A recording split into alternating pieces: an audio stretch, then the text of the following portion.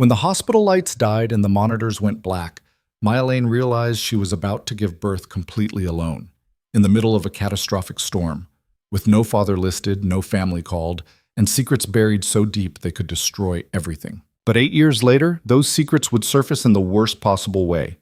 When the most dangerous man she'd ever loved appeared at her son's school, proving that some truths can't stay hidden forever, and some men won't stop until they reclaim what's theirs. If you're hooked, stay with me until the end. Hit that like button and comment your city so I can see how far this story travels. Now let's begin. The storm hit Crescent Bay like a fist through glass.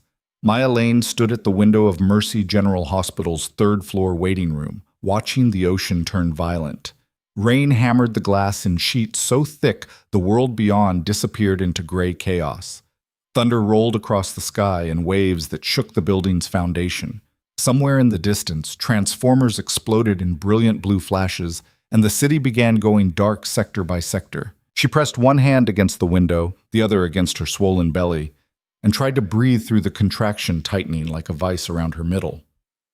"You shouldn't be up," a voice said behind her. Maya turned to find Nurse Iris Chen, mid-50s, steel gray hair pulled back in a severe bun, eyes that missed nothing, standing in the doorway with a wheelchair. "I can't sit still," Maya said, her voice tight. "The contractions are getting closer." "I know." Iris moved into the room with the calm efficiency of someone who'd delivered 1,000 babies and feared nothing. "That's why you need to be in a delivery room, not watching the apocalypse." Maya almost laughed. Almost. But another contraction hit, and she doubled over, gripping the window frame. Iris was there immediately, strong hands supporting her. "Breathe, honey. In through your nose, out through your mouth. That's it." When the pain ebbed, Maya straightened slowly. "How bad is it? The storm, I mean." "Bad enough that we've sent non-essential staff home and we're running on generators." Iris guided her toward the wheelchair. "But we've been through worse. You're safe here." Safe.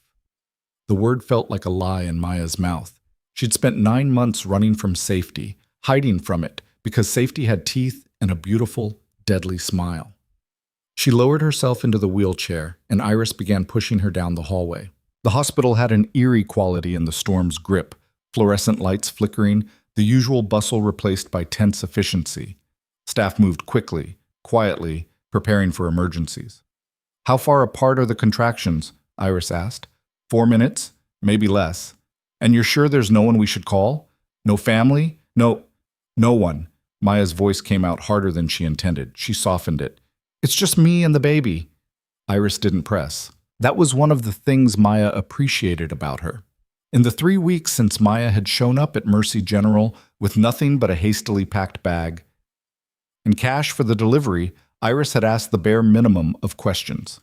She'd taken one look at Maya, 8 months pregnant, exhausted, clearly running from something, and simply said, "Let's get you registered." The registration had been minimal.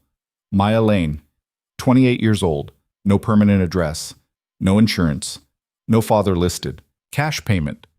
Iris had processed it all without judgment, and when the administrator had pushed for more information, Iris had shut it down with a look that could freeze fire. Now, as they moved through the hospital's increasingly chaotic corridors, Maya wondered if Iris suspected the truth. If she knew that Maya Lane wasn't even Maya's real name, that the baby's father wasn't absent, he was dangerous. That Maya had spent the last 9 months erasing herself from existence because loving Damien Voss meant living in his shadow, and shadows in his world had a habit of swallowing people whole. They reached the delivery wing just as the lights flickered and died. For 3 heartbeats, the world went pitch black. Maya's breath caught. Then the emergency generators kicked in, bathing everything in harsh, stuttering light. "Backup power," Iris said calmly, though Maya noticed her grip tighten on the wheelchair handles. "We're fine." But Maya could hear the uncertainty in the hospital now. Raised voices, hurried footsteps, the mechanical wheeze of generators struggling to compensate. Through a window she glimpsed the city below. Vast sections completely dark, streetlights dead, only the occasional car headlight cutting through the storm. Iris wheeled her into a delivery room and helped her onto the bed. The room was small, sterile, equipped with the standard monitors and instruments. Everything looked normal, except for the lights. They flickered constantly, casting unstable shadows. "Let me check your progress," Iris said, pulling on gloves. Maya lay back, staring at the ceiling tiles while Iris conducted the examination. Another contraction built, and she gripped the bed rails, breathing through it. "You're at 7 centimeters, Iris announced. "Moving fast. I'll page Dr. Morrison." "Is he here? In the hospital?" "She. Dr. Sarah Morrison. And yes, she's on tonight." Iris moved to the wall phone, lifted it, frowned, and pressed the button several times. "Phone's dead. I'll find her myself. Don't go anywhere." She disappeared into the hallway, leaving Maya alone with the flickering lights and the sound of rain hammering the windows. Maya closed her eyes and let herself remember, just for a moment, the last time she'd felt safe. 10 months earlier, a different city, a different life. Maya had been working the evening shift at Lacey's, an upscale restaurant where the tips were good and the clientele were better at pretending their money was legitimate. She'd been a server there for 2 years, good enough at her job that management left her alone, invisible enough that the regulars didn't bother learning her name. Then Damien Voss walked in. She'd known who he was immediately. Everyone in the city knew the Voss name: old money, real estate empire, connections that ran through every level of power. What people whispered about was everything beneath the surface: the businesses that operated in the spaces between legal and not, the protection that money couldn't buy but fear could, the way problems disappeared when Damien Voss wanted them gone. He'd been seated in her section, dark suit, darker eyes, the kind of presence that made the air feel heavier. His associate, a mountain of a man named Victor, sat across from him, but Damien's attention fixed on Maya the moment she approached. "Good evening," she'd said, falling into her professional script. "Can I start you gentlemen with drinks?" "McAllen 25, Damien said. His voice was low, controlled, the kind of voice that expected obedience. "Neat." "And for you, sir?" Maya asked Victor. "Same." She'd brought the drinks, taken their orders, moved through her routine with practiced ease, but she'd felt Damien watching her, not leering, nothing that crude, just watching, studying. When she'd brought their food, he'd spoken. "You're new. I've worked here 2 years." "Then I haven't been paying attention." He'd smiled then, and Maya had felt something shift in her chest. "I'm correcting that now." She should have walked away, should have kept the professional distance she maintained with every customer. Instead, she'd said, "Is that a threat or a promise?" His smile had widened. "Which would you prefer?" That was how it started. A conversation that lasted 3 minutes but felt like 30. An exchange of names, hers probably fake even then, his carrying weight that made her pulse quicken. An invitation to dinner that she should have refused, she'd accepted. The next 6 months were a blur of intensity Maya had never experienced. Damien pursued her with the same focused determination he applied to everything, completely, without hesitation, as if she were a prize worth claiming. And Maya, who'd spent her adult life staying invisible, found herself seen in ways that terrified and thrilled her. He took her to restaurants where they didn't have menus, just chefs who prepared whatever he requested. To private clubs where champagne flowed and everyone seemed to know him, but no one approached unless invited. To his penthouse overlooking the city, where floor-to-ceiling windows made her feel like they were floating above the world. He never hid what he was, never pretended his money came from legitimate sources alone. But he also never brought violence to her door. He kept her separate, protected, a part of his life that remained untouched by the darkness. "You're different from everyone else," he'd told her once, lying in his bed at 3 a.m, his fingers tracing patterns on her bare shoulder. "Everyone wants something from me. Money, power, protection. You just want me." "Is that so hard to believe?" Maya had asked. "Yes." His voice had gone quiet. "Because I'm not sure there's enough me left under everything else." She'd kissed him then, and for a while they'd both stopped talking. Maya had known it couldn't last. She'd known that loving Damien Voss meant accepting a certain amount of danger, that his world had rules she didn't understand and consequences she couldn't predict. But she hadn't expected pregnancy. The test had been positive on a Tuesday morning. She'd stared at the 2 pink lines in her bathroom, feeling her entire world tilt. She'd spent the whole day trying to figure out how to tell Damien, rehearsing conversations, imagining outcomes. She'd never gotten the chance. That night, Victor had shown up at her apartment alone. His face had been grim, and Maya's stomach had dropped before he'd even spoken. "Damien's gone," Victor had said. "There was an ambush, coordinated attack. I got him out, but barely.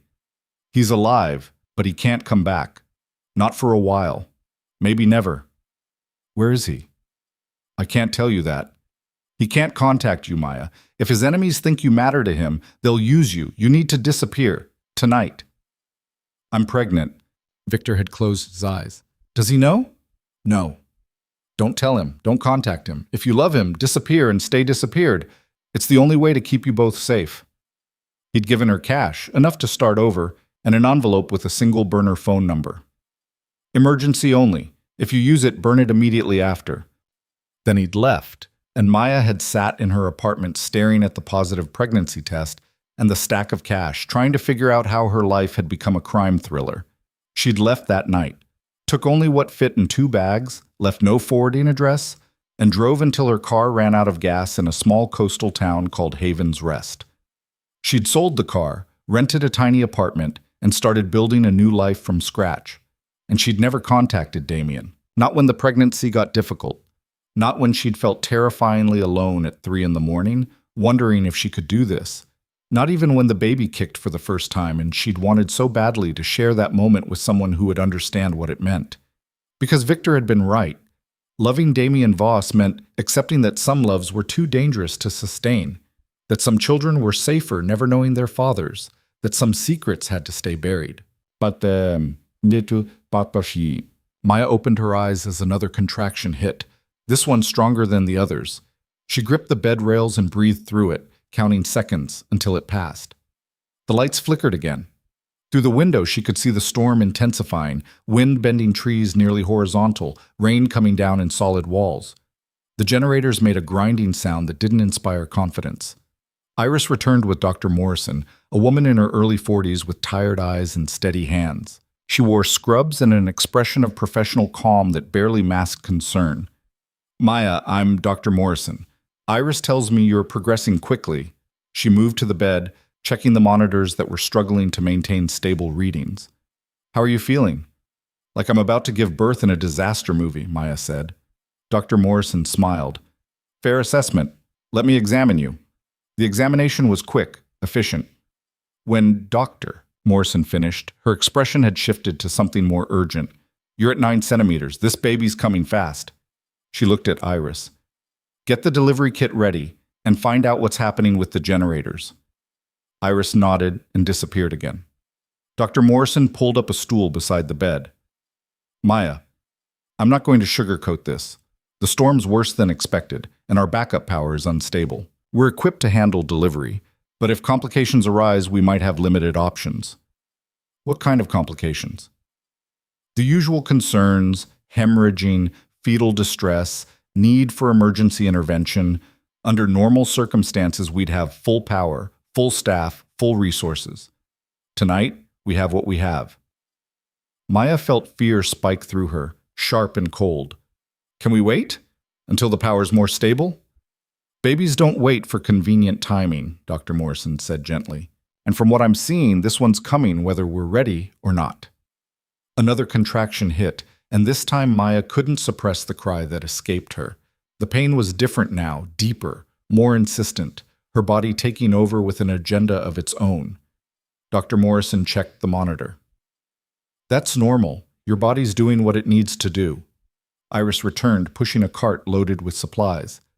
"Generators are holding, but barely. Main hospital's on limited power. They're prioritizing ICU and surgery." "We're on our own then," Dr. Morrison said. It wasn't a question. Not the first time. Iris began arranging instruments with practiced efficiency. Not the last. The next hour dissolved into a blur of pain and pressure, and the two women's steady voices guiding Maya through something her body seemed to know how to do without her conscious mind's input. The lights continued flickering. The storm continued raging. And Maya pushed when they told her to push, breathed when they told her to breathe, and tried not to think about the fact that she was bringing a child into the world completely alone. "I can see the head," Dr. Morrison announced. "Maya, next contraction. I need you to push hard. Can you do that?" Maya nodded, too exhausted for words. The contraction built like a wave, and she pushed with everything she had left. The pressure was enormous, overwhelming, and then, "That's it!" Iris exclaimed. "Heads out! One more, honey, one more, and you meet your baby." Maya gathered herself for one final push. She thought about Damien, wherever he was. Thought about the life she'd built alone in Haven's Rest. Thought about all the secrets she'd kept and all the lies she'd told. And then she pushed, and the world exploded into a sound she'd never heard before. Her baby's first cry. Dr. Morrison lifted a small, squirming, blood-covered infant and placed him on Maya's chest. "It's a boy," she said softly. "A healthy, beautiful boy." Maya's hands came up automatically, cradling the tiny body against her.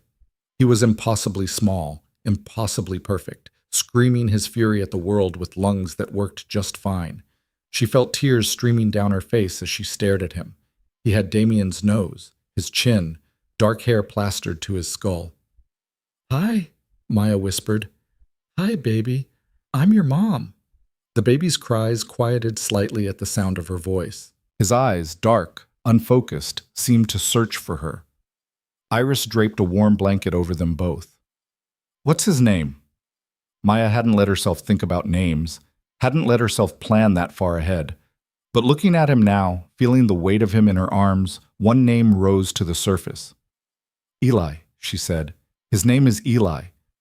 Eli Lane, a clean name, a safe name, a name with no connection to Damien Voss or the world he inhabited."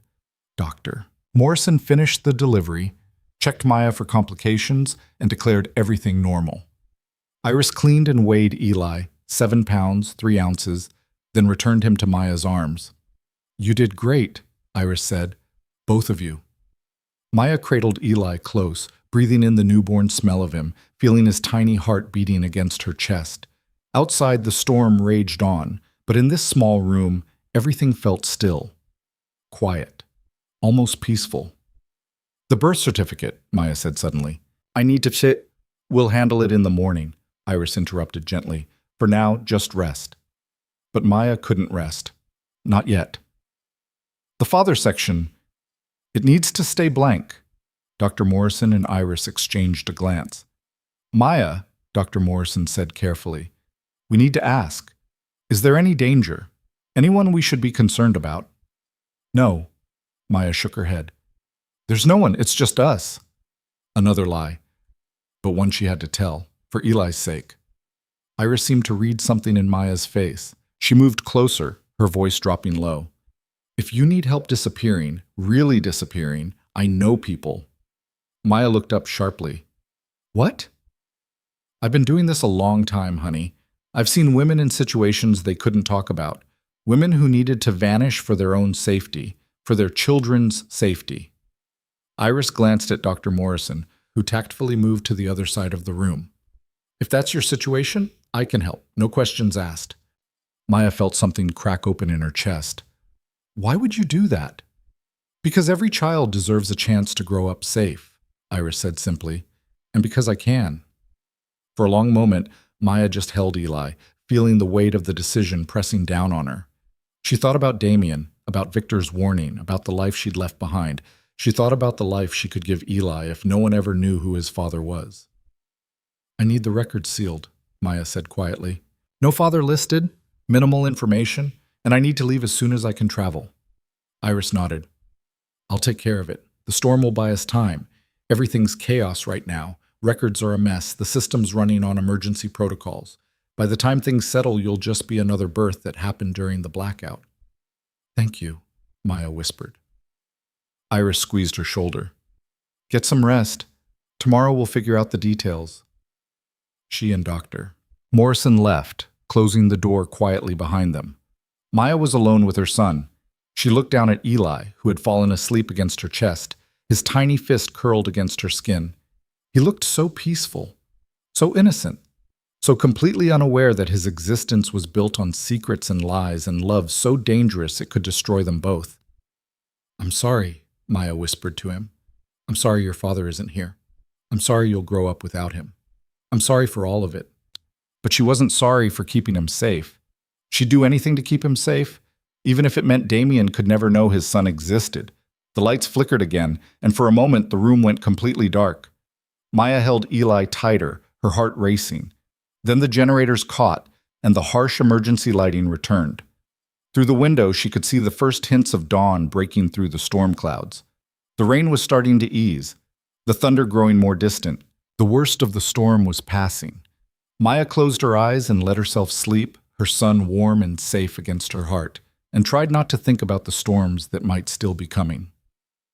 3 days later, when the hospital systems were still recovering and the city was still digging out from the damage, Maya signed the discharge papers and walked out with Eli in a carrier she'd bought from a hospital volunteer. The birth certificate listed only one parent, Maya Lane. No father, no medical history beyond what was absolutely necessary. Minimal footprint in a system overwhelmed by storm-related chaos. Iris had been true to her word. She'd buried the paperwork deep, misfiled the records, and ensured that anyone looking for a birth during that specific window would have to dig through thousands of entries to find Eli's. "Where will you go?" Iris asked as Maya prepared to leave. "Somewhere quiet," Maya said. "Somewhere no one asks questions." Iris pressed a piece of paper into her hand. "If you ever need help, real help, call this number. Friend of mine. She's helped women like you before." Maya pocketed the number. "Thank you for everything." "Take care of that boy," Iris said. "He's something special." Maya looked down at Eli, sleeping peacefully in his carrier. "He is." She walked out of Mercy General Hospital into a bright, clear morning, the storm now just a memory recorded in fallen trees and broken windows. She'd arranged for a rental car, paid cash for a month in advance at a motel across town. In a few days, when Eli was strong enough to travel, she'd leave the city entirely. She'd find that quiet place, that nowhere town, that life where Maya Lane could be just another single mom struggling to make it, and Eli could be just another kid with no father in the picture. She could give him that. A normal life. A safe life. Even if it meant living with the ghost of Damien Voss in every feature of their son's face. Maya strapped Eli's carrier into the rental car's back seat, triple-checking the installation. She slid behind the wheel, adjusted the mirrors, and took one last look at the hospital in the rearview mirror. Then she drove away, heading toward a future built on absence and silence, and tried to convince herself it was enough.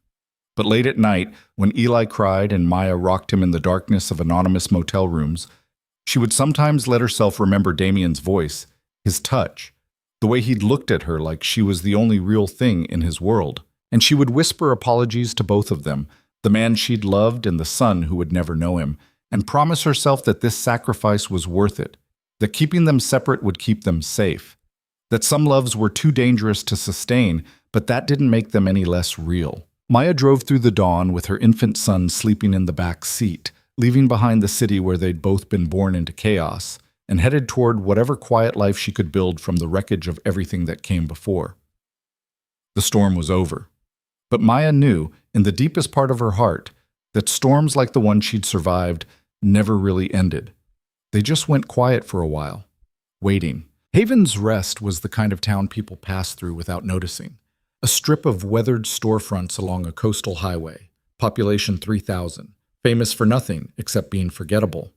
It had a diner that served breakfast all day, an elementary school that fed into a regional middle school 20 miles away, and a general store run by a woman named Pearl who knew everyone's business but kept most of it to herself. Maya found a rental house 3 blocks from the ocean, small, drafty, with windows that rattled in the wind and plumbing that groaned at inconvenient hours.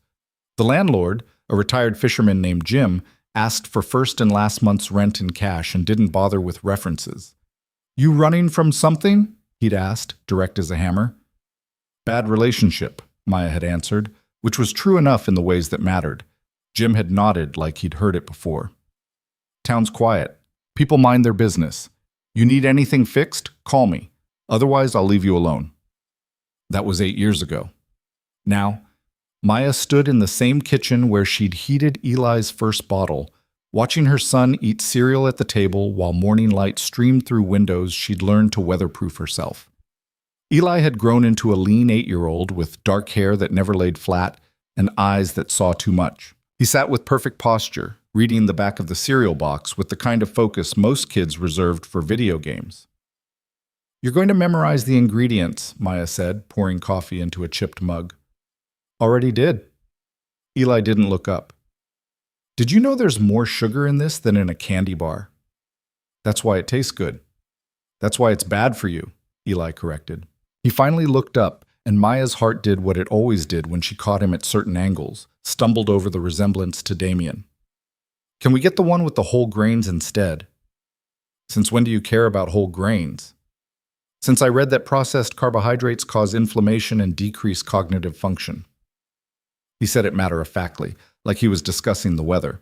Maya sipped her coffee and wondered, not for the first time, if 8-year-olds were supposed to talk like tiny nutritionists. Eli had always been like this, observant, precise, intense in ways that made other kids keep their distance. The teachers called him gifted and advanced and suggested programs for talented students in larger districts. Maya smiled and declined and kept him exactly where he was, in a small school in a forgettable town where nobody looked too closely. Finish your inflammatory breakfast, Maya said. Bus comes in 10 minutes. Eli ate dutifully while Maya packed his lunch, sandwich, apple, carrots, the chocolate chip cookies she'd baked last night, because even health-conscious 8-year-olds deserved something sweet. She watched him from the corner of her eye, this small person she'd built a life around, and felt the familiar weight of everything he didn't know pressing against her chest. He didn't know his father's name, didn't know his father existed. The few times he'd asked about it, careful questions delivered with the same precision he applied to everything. Maya had given him a story worn smooth from repetition. Your father and I loved each other, but we couldn't be together. He doesn't know about you. It's safer that way. Eli had accepted it the way he accepted most things, with thoughtful consideration and no drama. He'd been 5 then. He hadn't asked again. But Maya saw the question sometimes in the way he studied other kids with their fathers, in the way he went quiet when families gathered at school events, in the way he'd once asked, "Do I look like him?" and then retreated when Maya's expression had given away too much. The bus horn honked outside. Eli grabbed his backpack, kissed Maya's cheek with the quick efficiency of someone who'd rather be reading, and headed for the door. "Eli," Maya called. He turned back. "I love you." He smiled, a real smile, the kind that made him look exactly like the 8-year-old he was instead of the 40-year-old he sometimes seemed. "Love you too, Mom."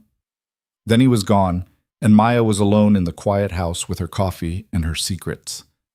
She'd built a good life here. Not the life she'd imagined when she was young and stupid enough to think love could exist without consequences, but a good life nonetheless. She worked at the Havens Rest Community Center, managing programs for after-school care and senior activities. The pay was modest but steady, the work satisfying in simple ways. She'd made friends, careful friendships that didn't require deep history. She'd created routines that felt safe, and every night after Eli fell asleep, she allowed herself exactly 5 minutes to remember Damien, to wonder where he was, if he was alive, if he ever thought about the waitress who'd disappeared 8 years ago. Then she locked those thoughts away and focused on the present, because the present was all she could afford. Her phone buzzed, text from Shayna, her coworker at the community center. "Can you cover setup for seniors' lunch? Marcus called in sick." Maya texted back, "Sure, be there in 20. "B?" She rinsed her coffee mug, grabbed her keys, and headed out into a morning that felt exactly like every other morning in Haven's Rest. Calm, predictable, safe. She had no way of knowing that 300 miles away, in a private office with bulletproof windows and security that made Fort Knox look accessible, a man was staring at a medical record that had just surfaced from a misfiled archive, and that the world she'd built was about to come apart. The Havens Rest Community Center occupied a converted church on Maple Street. The stained glass windows remained, casting colored light across the main hall, where seniors gathered for potluck lunches and kids came for after-school programs. Maya had worked there for 6 years, long enough that people stopped seeing her as the mysterious single mom and started seeing her as just Maya, reliable, quiet, good with the elderly residents who needed patient conversation, and the energetic kids who needed structured chaos. She spent the morning setting up tables and heating the donated casseroles that appeared like clockwork every Tuesday. The seniors arrived promptly at noon, a rotating cast of about 20 regulars who treated the lunch like a social event worthy of planning.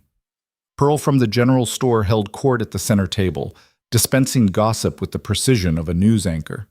Did you hear the Hendersons are selling their house? Third one on that street this year. Property values must be going up. Or down, countered Frank, a retired postal worker who disagreed with Pearl on principle. People leaving usually means something's wrong. People leaving means they're retiring to Florida like sensible humans, Pearl shot back. Maya refilled coffee cups and half listened to the familiar arguments. This was the rhythm of Haven's Rest. Small dramas, smaller stakes, nothing that required more than surface engagement. It was exactly what she needed. Her phone buzzed again. Text from the school. Eli had a minor incident at recess. He's fine. Please call when you have a moment.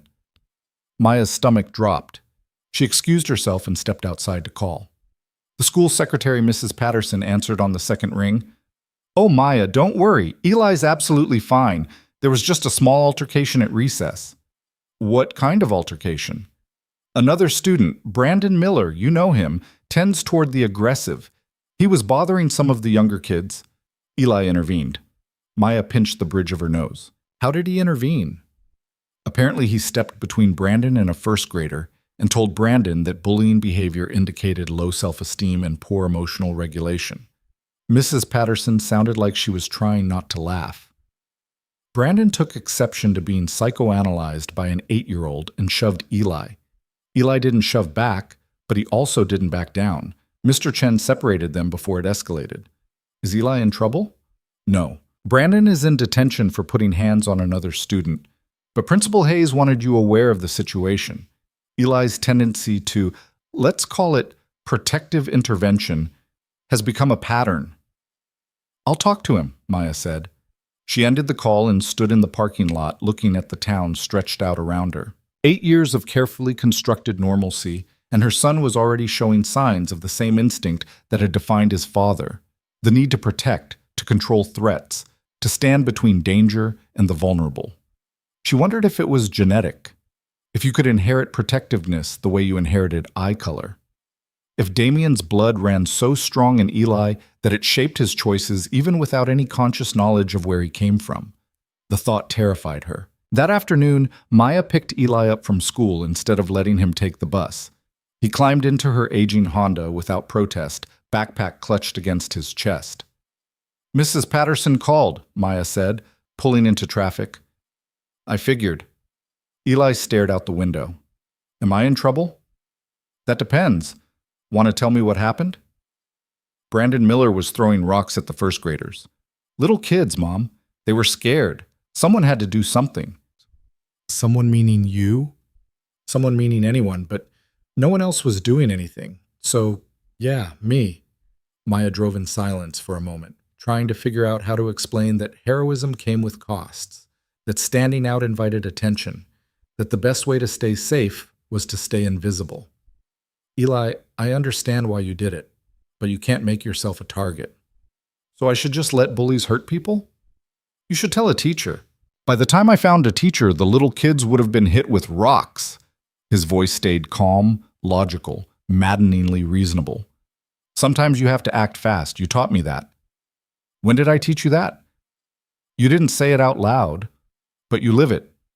You see someone struggling at the community center, you help them. You don't wait for someone else to notice. You just do it. Maya felt something crack in her chest. That's different. How? Because I'm an adult and you're 8. So when I'm an adult, it'll be okay to protect people? Eli, I didn't hit him, Mom. I just stood in front of the kids and told him to stop. That's all. Is that really so bad? Maya pulled into their driveway and put the car in park. She turned to look at her son, this small person with Damien's eyes and Damien's instincts, and none of Damien's understanding of how dangerous those instincts could be. It's not bad, she said quietly. It's actually really good. I'm proud of you for wanting to protect people, but I need you to understand that standing out, being the one who intervenes, it makes you visible. And sometimes being visible isn't safe. Eli studied her with an intensity that made him seem far older than 8. Are we hiding from something? The question hit like a punch. What? We've lived here my whole life. You've never mentioned family? We've never gone anywhere. You always pay cash for everything. You get weird when I ask about my father. He spoke without accusation, just observation. It seems like maybe we're hiding. Maya's hands gripped the steering wheel. We're not hiding. We're just private. Private is when you don't share things. Hiding is when you're afraid of being found. Eli's voice stayed gentle. Which one is it? For a long moment, Maya couldn't speak. Then she forced herself to smile, to touch Eli's cheek, to push everything down where it belonged. Private, she said firmly. We're just private people who value our quiet life, okay? Eli nodded, but Maya saw the skepticism in his eyes. He was too smart, too observant. 8 years old and already putting pieces together that she'd hoped would stay scattered forever. They went inside. Eli disappeared into his room to do homework. Maya started dinner and tried not to think about the fact that her son was beginning to ask questions she couldn't answer without destroying everything they'd built.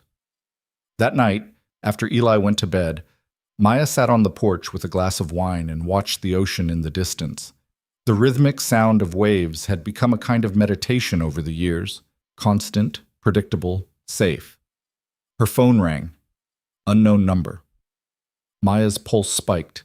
She almost didn't answer. Unknown numbers meant uncertainty, and uncertainty meant danger. But it could also be work, or school, or a dozen other harmless things. She answered. Hello? Silence. Then, Maya. The voice hit her like a physical blow, deep, controlled, unmistakable even after 8 years of silence. Damien. Maya's wine glass slipped from her hand and shattered on the porch. How did you— We need to talk. His voice carried the same quiet authority she remembered, but there was something else underneath it now, something sharp. About our son. The world tilted. Maya gripped the porch railing, her heart hammering so hard she could barely hear over it. I don't know what you're talking about. Yes, you do. A pause. His name is Eli. He's 8 years old, born during a blackout at Mercy General Hospital. You listed no father on the birth certificate. You disappeared 3 days later and buried the records so deep they took me 8 years to find. Maya couldn't breathe. How? Hospital archive, misfiled during the storm. Surfaced last week during a system consolidation. Victor's been tracking unusual activity from that night. He never stopped looking after the ambush. When the archive appeared, he found the entry. Birth time matched my timeline. Mother's description matched you. No father listed. His voice hardened. I had DNA collected from the hospital's storage. Ran comparison with samples from my medical records. 99.9% match. You had no right. I had every right. He's my son. You disappeared. The words exploded out of Maya. Victor told me you were gone, that contact would put me in danger, that I needed to vanish, so I did. I protected our— She caught herself, but too late. Our son, Damien finished. Say it, Maya. Our son. Maya closed her eyes. 8 years of secrets, gone in one phone call. Where are you? Close enough. I want to meet him. No. That's not your decision to make alone. I've made every decision alone for 8 years. Maya's voice shook. You think you can just appear now and claim parental rights? You think DNA makes you a father? I think keeping my son from me makes you a liar. His voice went cold. I understand why you ran. Victor told me what he said to you. He thought he was protecting us both. He was wrong. He was right. Your world is violent and dangerous, and I would have kept you safe, both of you, if you'd trusted me. I did trust you. Maya felt tears starting. That's why I left. Because I loved you too much to let your enemies use our child against you. Silence stretched between them, loaded with 8 years of absence and anger and grief. When Damien spoke again, his voice had softened slightly. I looked for you. For 2 years, I had people searching. Then I had to accept you didn't want to be found. I never stopped thinking about you. I never stopped thinking about you either, Maya whispered. But that doesn't change anything. You can't just walk back into our lives. I'm not walking.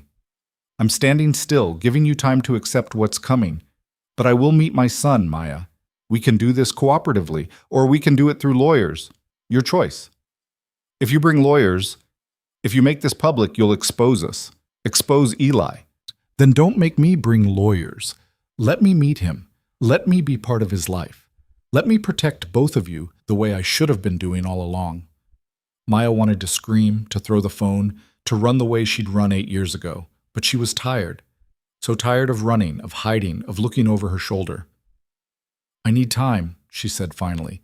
You have 3 days. After that, I'm coming to Haven's Rest whether you're ready or not.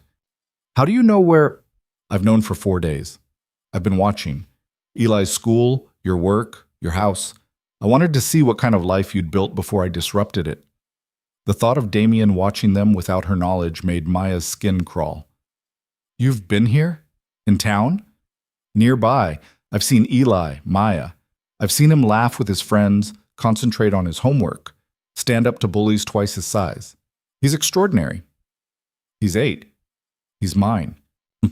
Damien's voice carried absolute conviction. And I've missed 8 years I can't get back. I won't miss any more.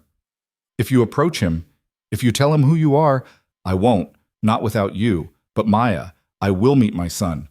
3 days. The line went dead. Maya sat on the porch surrounded by broken glass and tried to breathe. 8 years.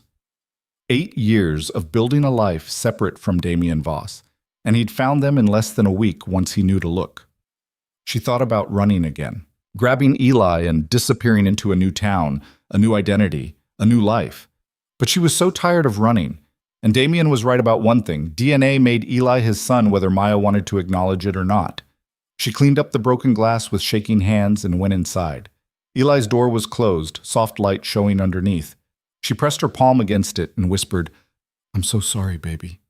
I tried to keep you safe. Then she went to her own room and spent the night staring at the ceiling, trying to figure out how to tell her 8-year-old son that the father he'd never known was coming to claim him.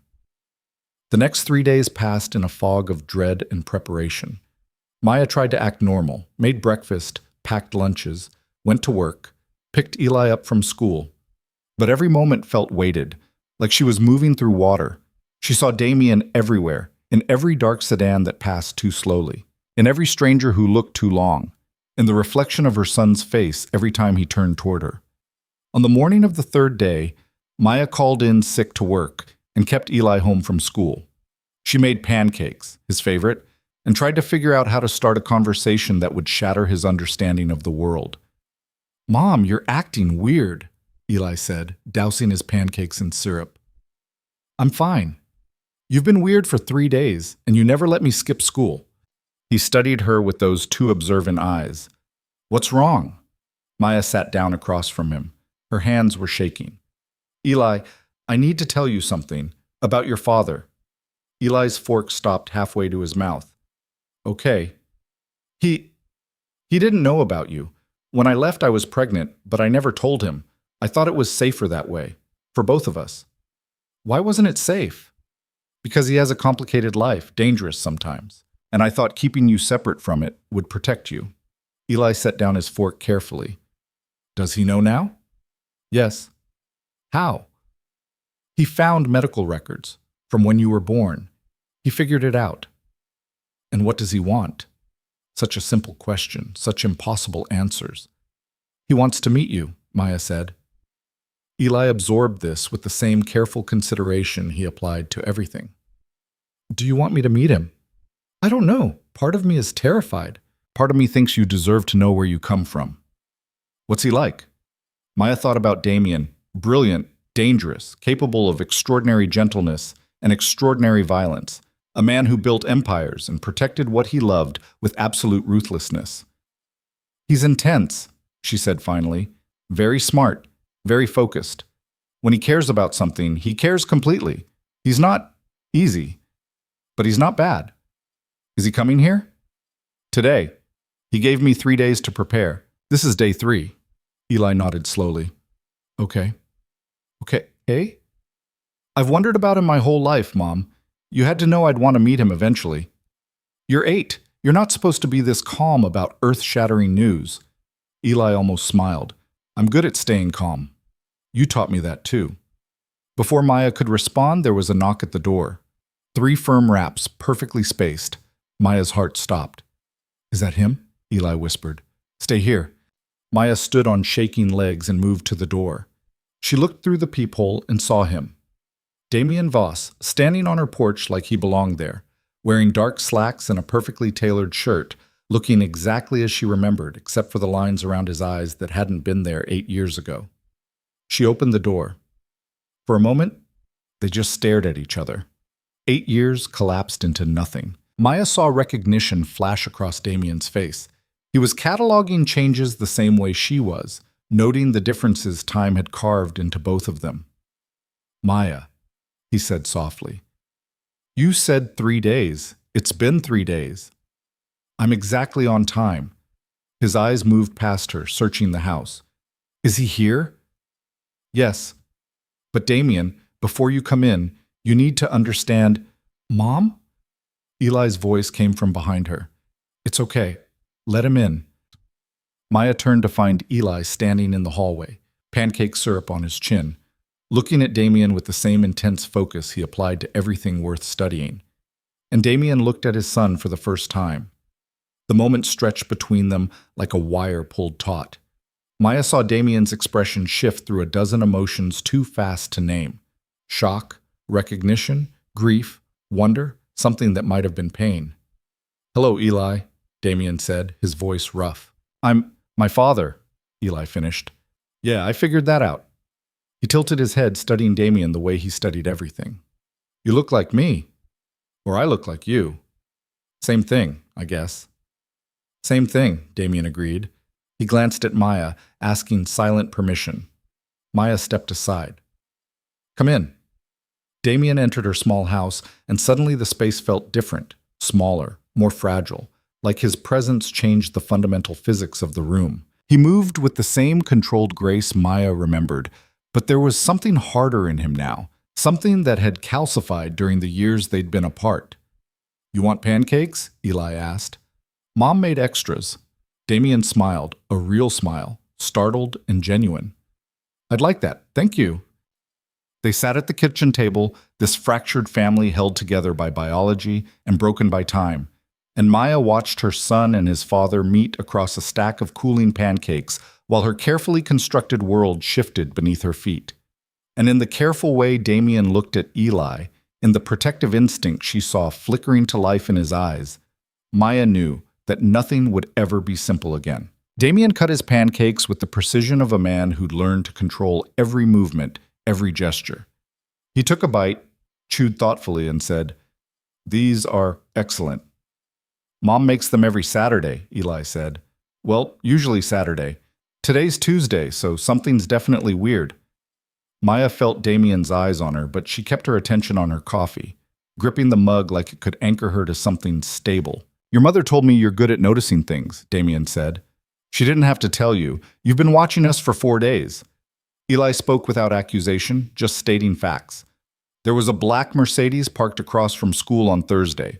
Same one near the community center on Friday. Same one that drove past our house Saturday morning. You or someone working for you." Damien's expression shifted to something Maya recognized, surprised respect. "Very observant. You weren't trying that hard to hide. If you'd wanted to stay invisible, you would have used different cars, different times, different patterns." Eli took another bite of pancake. "So either you're not as good at surveillance as you think, or you wanted us to know you were there. Which do you think it was?" "The second one. You wanted Mom to feel pressure, to know you were close, to understand you weren't going away." Eli looked at Maya. "Did it work?" Maya's throat felt tight. "Yes." "I apologize," Damien said, and he sounded genuine. "I didn't mean to frighten you, either of you. I was trying to understand the situation before I complicated it." "You complicated it the moment you found us," Maya said quietly. "No, I complicated it 8 years ago when I built a life that put the people I loved in danger." Damien set down his fork. "I've spent 8 years trying to clean up that life, to create distance from the parts that brought violence, to build something I could bring family into without fear. I wasn't there for your first 8 years, Eli. I'd like to be here for the rest." Eli studied his father with that unsettling intensity. "What kind of danger?" "The kind that comes from power and money and making enemies in the process of acquiring both." Damien didn't sugarcoat it. "I run businesses, some legitimate, some less so. People who want what I have sometimes try to take it by force. For a long time, that made anyone close to me a target. Like Mom. Like your mother. When she was pregnant with you, I was ambushed by rivals who wanted me dead. I survived, but barely. My associate Victor convinced her that staying connected to me would put both of you in danger. He wasn't entirely wrong. But he wasn't entirely right either, Eli said. Damien smiled slightly. No, he wasn't. Because the danger I represented was temporary. The men who ambushed me are dead or imprisoned. The organizations that back them have collapsed. I've spent 8 years systematically removing every threat, every rival, every person who might have reason to hurt me through the people I care about. I'm not completely clean, I never will be, but I'm as close to safe as someone in my position can get. And you want us to just trust that? Maya asked, after 8 years of silence? The silence was your choice, not mine. I looked for you. When I couldn't find you, I accepted that you'd made a decision. I respected it. His eyes held hers. But now I know about Eli, and that changes everything. It doesn't change the fact that your world is dangerous. Everywhere is dangerous, Mom, Eli interjected. Brandon Miller threw rocks at first graders yesterday. Is that safer than what he does? He nodded toward Damien. That's not the same thing. Isn't it? Danger is danger. The only difference is scale. Eli looked between them. I'm not saying I want to move in with him tomorrow. I'm just saying maybe we should know more before we make decisions. Maya stared at her 8-year-old son, wondering when he'd become the rational one in the room. Damien leaned back in his chair, watching Eli with barely concealed pride. You said he was extraordinary. You understated it. He's 8, Maya said weakly. He's brilliant and observant, and apparently more emotionally mature than both of us combined. Damien turned his attention back to Eli. What do you want to know? Eli considered this. Why now? If you've been safe for years, why didn't you look harder? Why give up? The question landed like a punch. Maya saw Damien absorb it, saw something flicker across his face that might have been pain. Because I thought your mother left because she didn't want the life I could offer. Because I thought she'd chosen something else, something better, and I didn't want to force her back into a world she'd escaped. He paused. I didn't know about you. If I'd known she was pregnant, nothing would have kept me away. Nothing. Not even Victor telling you it wasn't safe? Not even that. Eli nodded slowly, processing. Okay. Okay, what? Maya asked. Okay. I believe him. Eli pushed his plate away. I've read about body language and microexpressions. He's telling the truth. Or at least, he believes he's telling the truth, which is basically the same thing. Damien laughed, a real laugh, surprised and delighted. You've read about microexpressions. Library has good books, plus internet. Eli shrugged. I like understanding how people work. So do I. Damien glanced at Maya. He gets that from both of us. The words hung in the air, acknowledging for the first time that Eli was built from both of them, that genetics had woven them together in ways that 8 years of separation couldn't erase. Maya stood abruptly. I need air. She walked out onto the porch, leaving father and son at the kitchen table. The morning was clear, the ocean visible in the distance, everything exactly as it should be, except for the fact that her entire life had just shifted off its axis. She heard footsteps behind her. Damien, of course, moving quietly, giving her space, but not leaving her alone. He's remarkable, Damien said. I know. You did this, raised him alone, kept him safe, gave him a good life. I can see it in everything he does.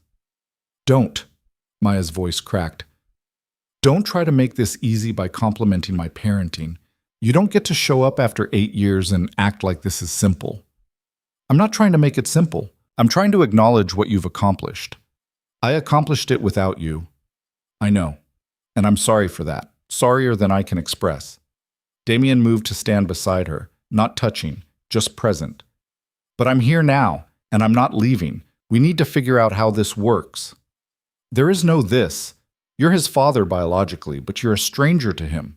You don't just walk into an 8-year-old's life and become dad. I'm not trying to become dad overnight. I'm trying to become present, available, part of his life in whatever capacity he'll accept. Damien paused. And part of yours, if you'll let me. Maya turned to look at him, really look at him. The years had changed him, added weight to his presence, lines to his face, a kind of controlled intensity that suggested violence held carefully in check. But his eyes were the same, dark, focused, capable of surprising gentleness. "I can't do this again," she whispered. "I can't let you in and then watch you disappear." "I'm not disappearing. I told you. I've spent 8 years building toward this. Toward a life stable enough to include family. I'm here, Maya. I'm staying. Until the next threat. Until the next ambush. Until something pulls you back into the darkness. There is no darkness anymore. Just gray areas, complicated business. The kind of life most powerful men live, just with a little more edge." He reached out, stopped just short of touching her hand.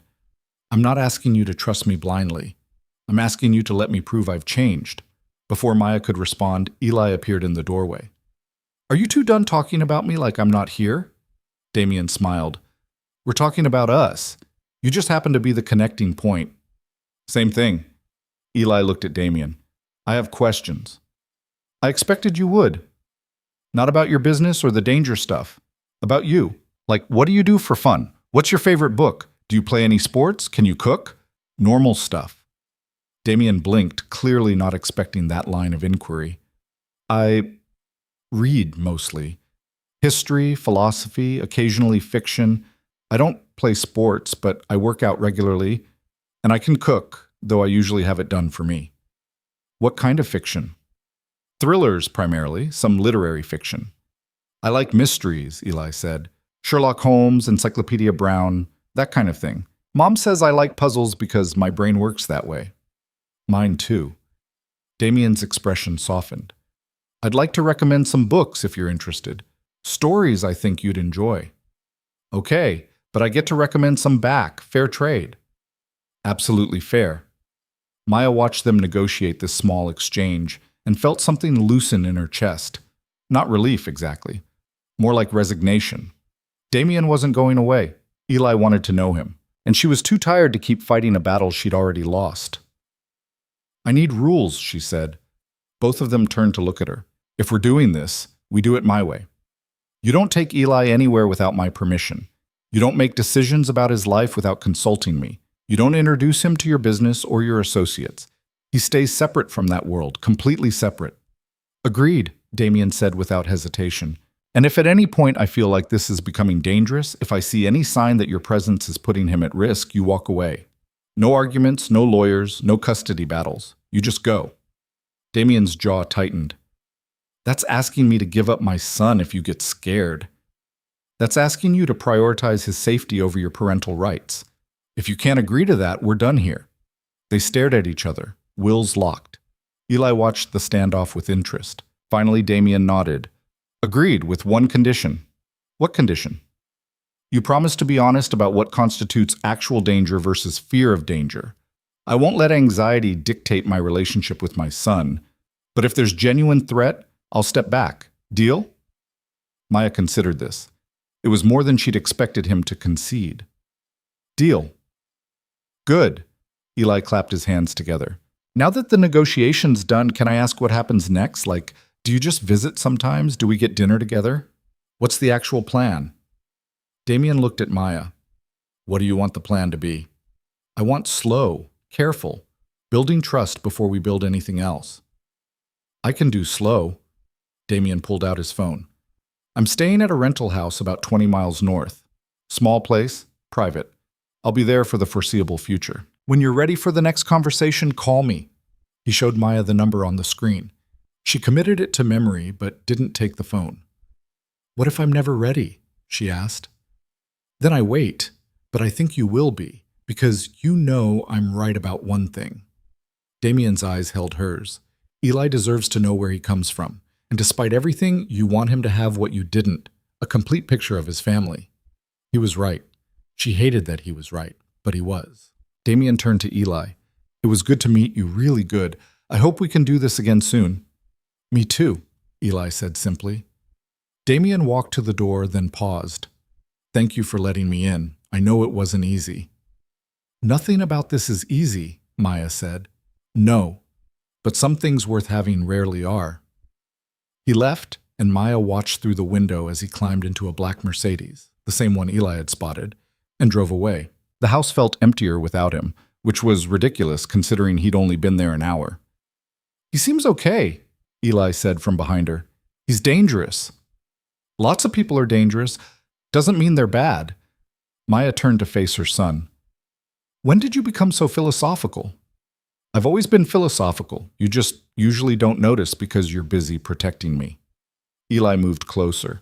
I know you're scared. I get it. But Mom, I want to know him. I want to understand where half of me comes from. Can you let me have that? Maya pulled Eli into a hug, feeling his small body against hers, still young enough to fit in her arms but growing every day. I'll try. That's all I'm asking. They stood like that for a long moment, mother and son holding on to each other while the world shifted around them. The next week passed in surreal normalcy. Maya went to work, Eli went to school, routines continued as they always had. But underneath the surface, everything had changed. Maya found herself looking for the Mercedes, wondering if Damien was watching. She caught herself almost calling him a dozen times, fingers hovering over the phone before she talked herself out of it. Eli asked casual questions about his father. What did he look like when he was young? Did he play sports in school? What kind of music did he like? Maya answered what she could, which wasn't much. She'd known Damien intensely for 6 months, but there were vast territories of his life she'd never explored. On Saturday morning, Maya's phone rang. Unknown number, but she knew who it was before she answered. Hello, Damien. Maya. I was hoping we could talk. Not about Eli, necessarily, just talk. Why? Because we spent 6 months building something before it fell apart. Because we share a son. Because I miss your voice. He paused. And because I think you might miss mine too, even if you don't want to admit it. Maya walked out to the porch, away from where Eli was reading in the living room. This is complicated. Everything worth having is complicated. You said that when you left. It was true then. It's true now. She heard him shift, heard what might have been wind through a phone speaker. I'm trying to give you space, trying to respect your boundaries. But Maya, I've spent 8 years wondering what happened to you, and now I know you've been here 30 minutes away raising our son alone. I want to understand why. I want to understand you. You know why. Victor told you. Victor told me his version. I want yours. Maya leaned against the porch railing, staring at the ocean. I was terrified. You disappeared, Victor said you might be dead, or might as well be, and I was pregnant with a baby whose father operated in a world I didn't understand. I couldn't bring a child into that. I couldn't make Eli a target before he was even born. So you erased us both. I protected him the only way I knew how. By making sure I could never find you. By building a life that excluded me completely. Damien's voice carried an edge now. Did you ever plan to tell him about me? Or was the goal to let him grow up thinking his father didn't exist? I planned to tell him when he was old enough to understand, when he could make his own choice about whether to search for you. And when would that be? 18, 21, after he'd spent his entire childhood wondering why he wasn't enough to make his father stay. The words hit hard because Maya had worried about exactly that, had seen Eli watching other kids with their dads, and known he was building narratives about his own absence. That's not fair, she said. None of this is fair. You made a unilateral decision that affected all 3 of us. I understand why. I even respect it to a degree. But don't act like your choice didn't have consequences. Your life had consequences. Your choices put us in danger. My choices 8 years ago, yes, but I've spent those 8 years changing, building something different. If you'd trusted me, if you'd reached out even once, we could have built this together. I couldn't risk it. You couldn't risk me. His voice softened. That's what this really comes down to. You loved me, but you didn't trust that love was enough to protect Eli. You chose certainty over faith, safety over us. Maya felt tears starting. You don't understand. I understand perfectly. I understand being alone and terrified and making the choice you thought was right, even if it destroyed everything else. I've made those choices too. The difference is, I'm trying to build something new from the wreckage. You're still hiding in it. I'm not hiding. I'm protecting my son. Our son. And he doesn't need protection from me. He needs presence. He needs family. He needs to understand that love doesn't always look clean and simple, but it's still love. Maya wiped her eyes. Why are you doing this? Because I spent 8 years accepting your absence. I'm not spending one more day pretending it doesn't matter that you're here, that we're here, that we have a son who deserves better than two parents who can't figure out how to be in the same room without destroying each other. We're not destroying each other. Not yet. But we will if we keep living in the past instead of building towards something different. Damien exhaled. I want to try, Maya. I want to see if what we had is still there underneath all the fear and anger. And I want Eli to see his parents try to make something work instead of giving up before we've started. That's asking for a lot. I know, but we've already given up 8 years. How much more are we willing to sacrifice? Maya closed her eyes, feeling the weight of the question settle over her. She thought about Eli, about the way he'd looked at Damien with such open curiosity, about the fact that he deserved to see what family could look like when people fought for it instead of running from it. Coffee, she said finally. Tomorrow morning, just us. We talk about how this works. Just us, Damien agreed. Thank you. He hung up and Maya stood on the porch holding her phone, wondering what she'd just agreed to and why some part of her felt lighter for having done it. The next morning, Maya met Damien at a coffee shop in the next town over. Neutral territory where no one from Haven's Rest would recognize her. He was already there when she arrived, sitting at a corner table with 2 cups of coffee in front of him. Black, 2 sugars, he said as she sat down. Unless your preferences have changed. They haven't. Maya took the cup, grateful for something to hold. How did you remember?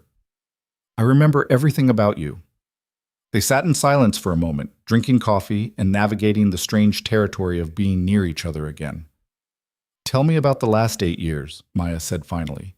The real version, not the sanitized one you gave Eli. Damien leaned back in his chair. After the ambush, I disappeared. Victor got me out of the city and into a facility where I spent 3 months recovering. Broken ribs, punctured lung, shattered collarbone. I was lucky to be alive. Victor told me you might be dead. For a while it was touch and go. When I finally stabilized, I realized I needed to change everything. The people who'd come for me were well-funded, well-connected, and motivated by the kind of hatred that doesn't fade. So I started systematically dismantling their operations. It took 2 years, but I destroyed every organization that had supported the attack. Destroyed how? Financial strangulation, legal pressure, strategic information leaks to law enforcement, and when necessary, direct confrontation. His eyes met hers. I won't pretend it was bloodless, but it was surgical, precise. And when it was done, the people who'd wanted me dead were either in prison or scattered to the point of irrelevance. And then I rebuilt, sold off the questionable businesses, invested in legitimate ventures, created distance between myself and the criminal elements that had defined my early career. I still operate in gray areas, that's unavoidable in my world, but I'm not the man I was 8 years ago. I'm not the man Victor thought was too dangerous for you.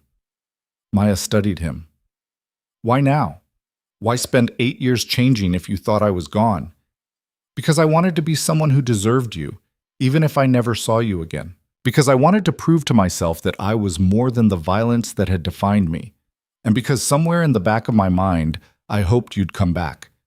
That you'd hear I'd changed and give me another chance. I didn't come back. No.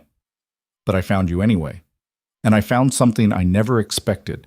A son who represents the best parts of both of us. A reason to keep being better. Maya felt something crack in her chest. I wanted to tell you, so many times, I almost called that emergency number Victor gave me, but I was terrified that contact would bring everything crashing down. It might have. 8 years ago, Victor was right to worry, but he should have told me. He should have given me the choice. Would you have stayed away if he had? Damien didn't hesitate. No, I would have found a way to protect you both while staying present. It wouldn't have been easy, but I would have done it. That's what I was afraid of. That you'd try to protect us and get yourself killed in the process. That Eli would grow up knowing his father died trying to keep him safe. I couldn't live with that. So you chose absence over risk. Yes.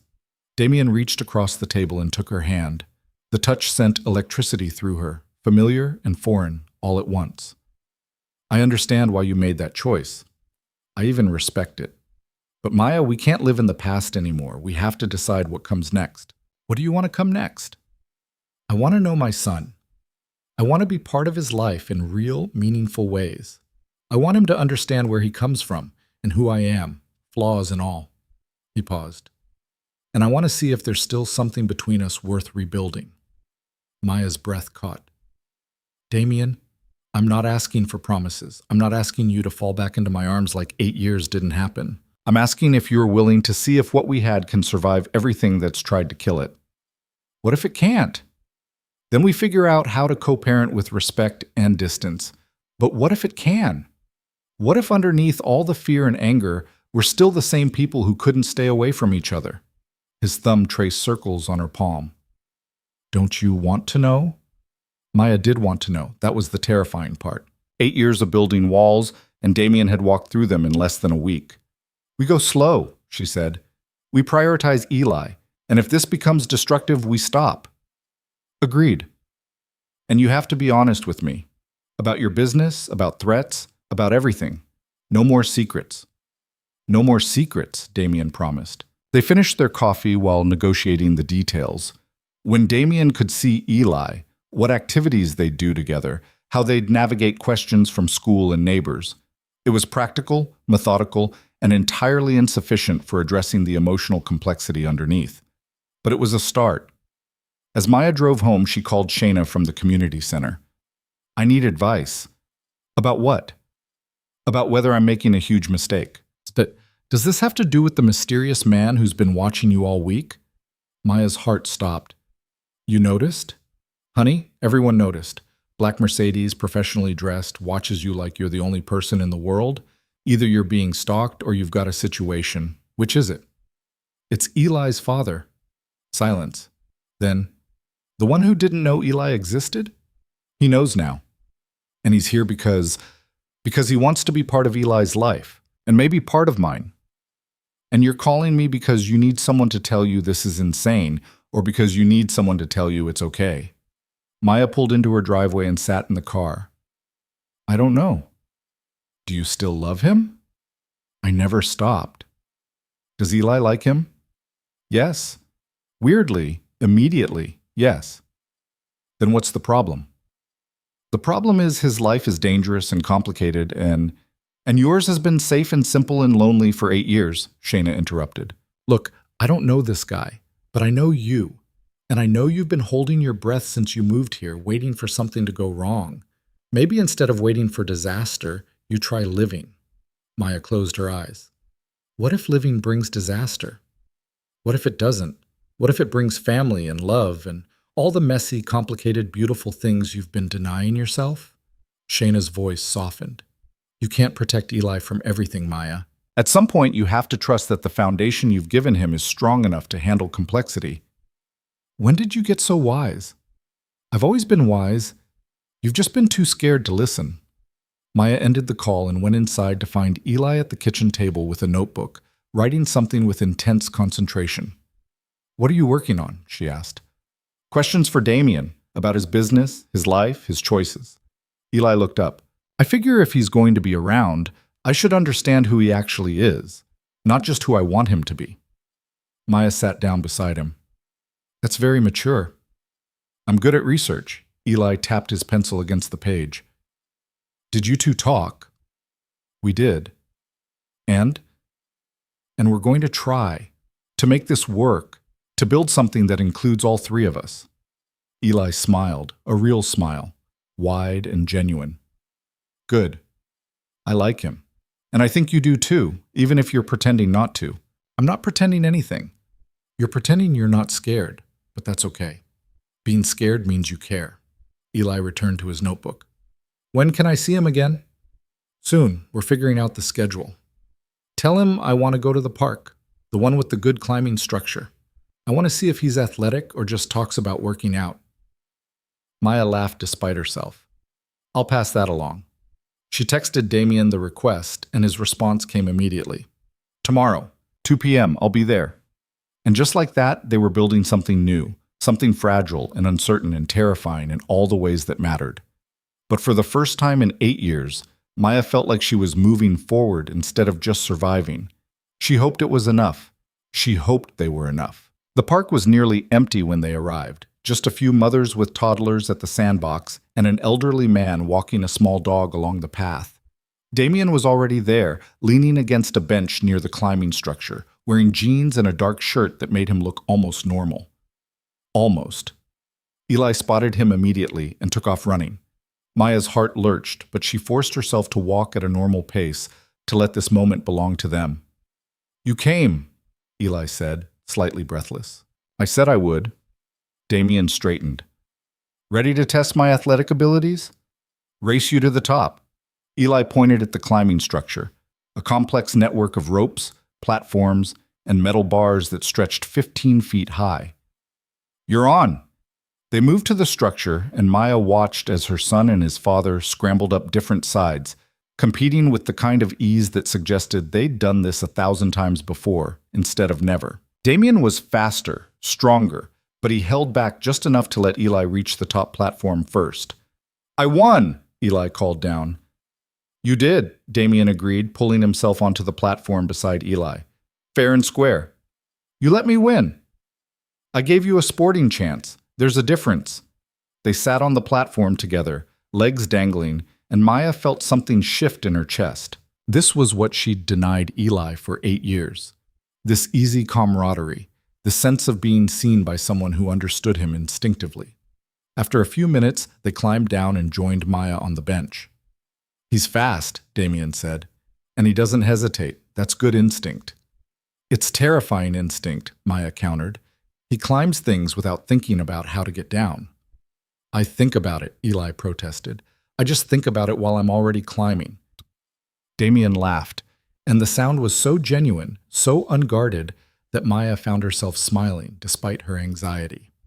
They spent the next hour at the park, and Maya watched father and son navigate each other with surprising grace. Damien asked questions about school, about friends, about what Eli liked to read, and listened to the answers with complete attention. Eli tested boundaries, asked pointed questions about Damien's work and his past, and accepted the careful answers without pushing too hard. It should have felt awkward. Instead, it felt inevitable. As they were preparing to leave, Eli's expression shifted. He went still, focused on something beyond Maya's shoulder. What's wrong? Maya asked. That car. Eli pointed to a dark sedan parked across the street. It's been there since we got here. Driver hasn't gotten out. Just sitting there, watching. Maya's blood went cold. She turned to look, but Damien's hand on her arm stopped her. Don't, he said quietly. Don't let them know you've noticed. Them? Maya's voice came out strangled. You know who that is? Possibly. Stay calm. Damien stood smoothly, keeping his body between them and the car. Eli, take your mother's hand. We're going to walk to my car, and you're going to tell me about your science project like nothing's wrong. I don't have a science project, Eli said. Then make one up. Now. They walked across the park, Eli improvising an elaborate story about volcanoes, while Maya's heart hammered so hard she could barely hear him. Damien kept pace beside them, relaxed and casual, but Maya could see the tension in his shoulders, the way his eyes tracked everything around them. They reached Damien's Mercedes. He unlocked it and gestured for them to get in. I have my car, Maya said. Leave it. I'll have it picked up later. His voice carried an edge that made arguing impossible. Get in. Maya and Eli climbed into the back seat. Damien slid behind the wheel, started the engine, and pulled out of the parking lot with controlled speed. The sedan followed. We're being followed, Eli observed calmly. Yes, Damien said. By people who want to hurt us? By people who want information. Whether they want to hurt you depends on what they learn. Damien's eyes flicked to the rearview mirror. Don't worry, I've dealt with this before. He drove through Haven's Rest with the kind of precision that suggested he'd already mapped every street, every turn, every potential escape route. The sedan stayed 3 car lengths back, professional and patient. What do they want? Maya asked, her voice shaking. They want to know if you matter to me, if Eli matters to me, if you're leverage they can use. Damien turned onto a residential street, then another, creating distance. I need you both to listen very carefully. When I tell you to, you're going to get out of this car and walk into the house on the left, the blue one with the white trim. The door will be unlocked. Inside, there's a man named Victor. He'll keep you safe while I handle this. Victor, Maya repeated. The one who told me to disappear? The same. He's been watching over you since I found you, making sure you stayed safe while I figured out how to approach without scaring you. Damien pulled up in front of the blue house. Go, now! Maya grabbed Eli's hand and they ran. The door opened before they reached it, and Victor, older than she remembered, broader, with the kind of face that suggested violence was a professional skill, pulled them inside and locked the door behind them.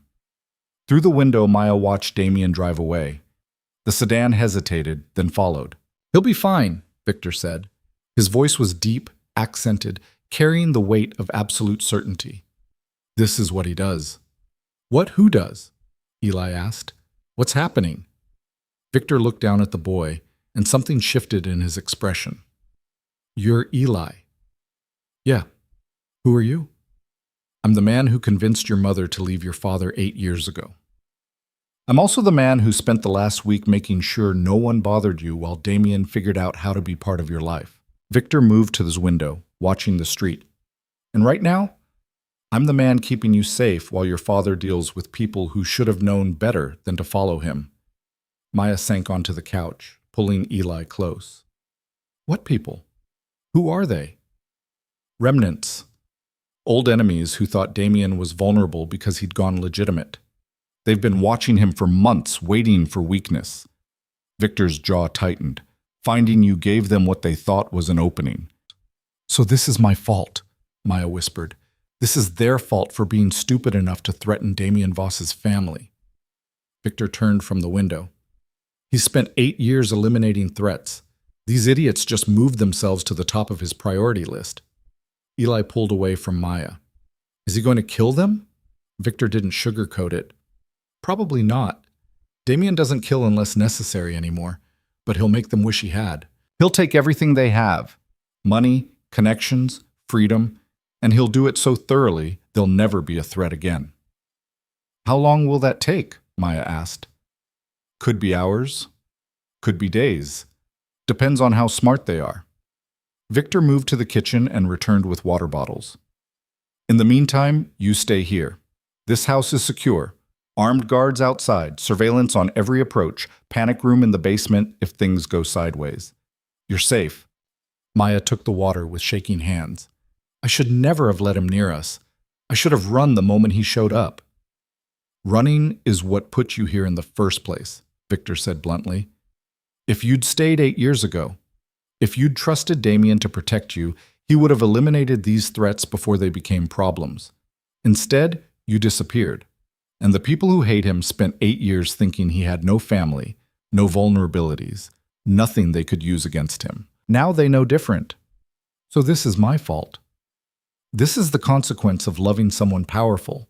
It comes with risk, but it also comes with protection. Victor's expression softened slightly. Damien has resources most people can't imagine. He has people, connections, the kind of reach that makes problems disappear. The men following you today made a mistake. They revealed themselves before they understood what they were dealing with. Damien will use that. Eli had been quiet through this exchange, processing. Now he spoke up. If Damien's so powerful, why didn't he find us sooner? Because your mother is smarter than most people give her credit for, Victor said. She buried your existence so deep that even Damien's resources couldn't uncover it. The only reason he found you now is because of a filing error during a storm 8 years ago. One random misfiled document. That's how good her hiding was. Eli looked at Maya with new respect. You're kind of a badass, Mom. Despite everything, Maya almost laughed. Language. It's accurate, though. Victor's phone buzzed. He checked it, and his expression shifted to something that might have been satisfaction. Damien's handled the immediate tale. He's heading to a secondary location to have a conversation with their employer. Could be a few hours. What kind of conversation? Maya asked. The kind where he explains why touching his family is a death sentence. Victor pocketed his phone. You should rest. It's going to be a long night. But Maya couldn't rest. She paced the safe house while Eli explored with the kind of curiosity that suggested he found the whole situation more interesting than terrifying. Victor made dinner, simple pasta, salad, bread, and they ate in tense silence. It was nearly midnight when Damien finally returned.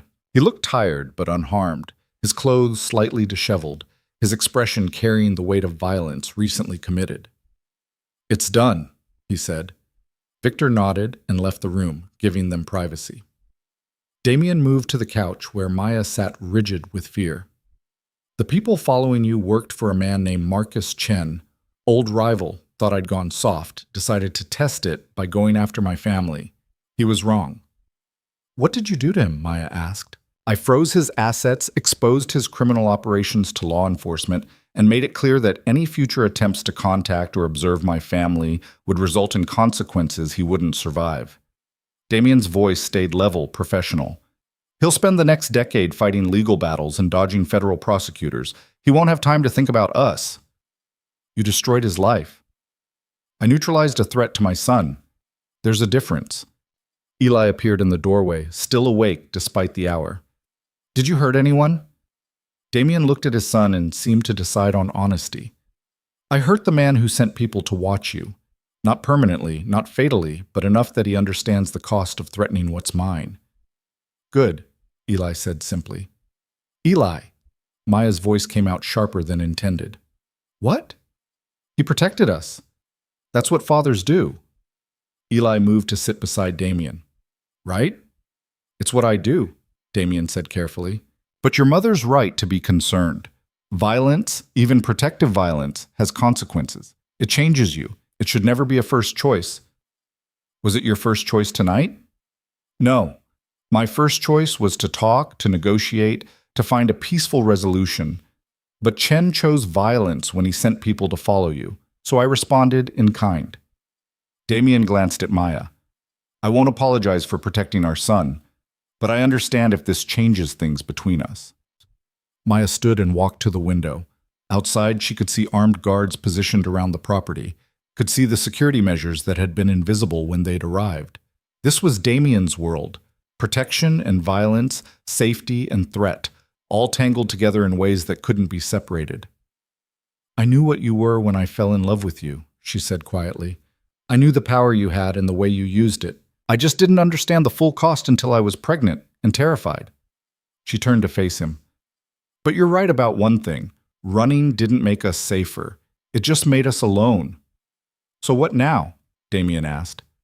Now we figure out how to live with this, how to give Eli a normal life while accepting that his father is anything but normal, how to build something real in the middle of all this chaos. I want normal, Eli interjected, but I also want family.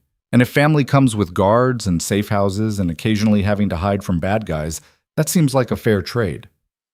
Maya looked at her 8-year-old son, who was discussing security protocols like other kids discussed video games, and wondered when he'd become so pragmatic about danger. It's not a fair trade, she said. You deserve better. I deserve parents who love me and each other. Everything else is just details. Eli yawned. Can we go home now? I have school tomorrow. Damien smiled despite the gravity of the moment. Not yet. I need to make sure it's safe first. Another day or two here, then we'll reassess. We can't stay here for days, Maya protested. I have work. Eli has school.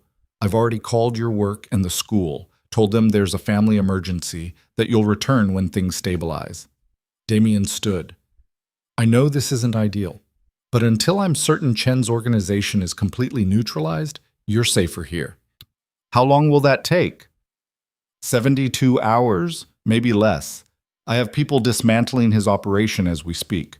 By Wednesday, he'll be in federal custody and his network will be scattered. Damien moved closer to Maya. I know you hate this.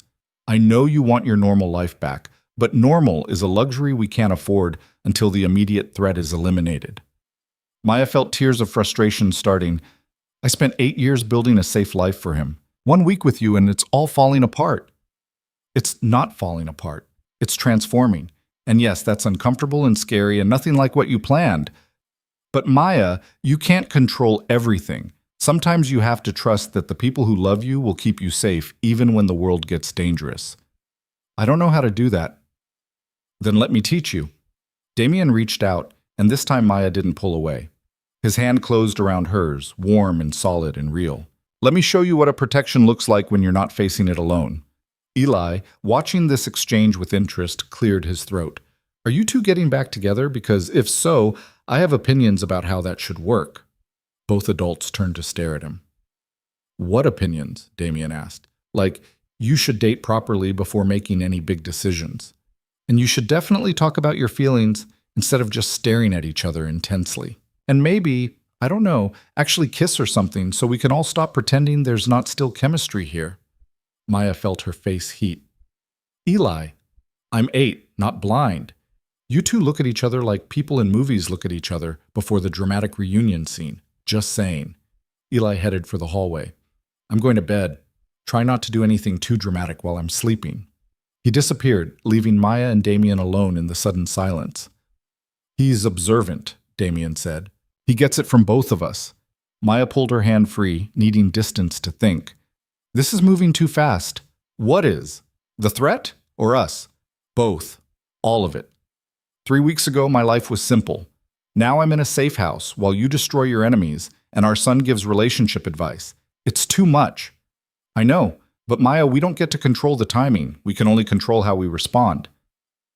Damien moved closer, not touching, just present. I meant what I said at the coffee shop. I want to see if what we had can survive what we've been through. But that requires both of us to try. To be honest. To stop running from the difficult conversations. I don't know how to not run. Running is what's kept us safe. Running is what's kept you isolated. There's a difference. His voice gentled. What are you really afraid of? That I'll hurt you? That my world will destroy Eli? Or that if you let yourself love me again, you won't be able to walk away if things get hard? Maya felt the question land like a physical blow because he was right. All of it was true, but the last part especially. She'd spent 8 years building walls, and the thought of tearing them down only to have everything collapse again was terrifying. I'm afraid of all of it, she whispered. I'm afraid you'll break my heart. I'm afraid your enemies will hurt Eli. I'm afraid I'll fall so completely that I lose myself in you again. I'm afraid that 8 years of growth and independence will disappear the moment I let you back in. What if none of that happens? What if we build something better than what we had before? What if we learn from the past instead of being destroyed by it? Damien reached out slowly, giving her time to retreat.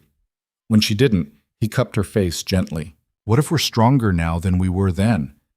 Maya closed her eyes, feeling the familiar touch, the warmth of his hands, the way her body remembered him even after all this time. What if we're not? Then we try anyway.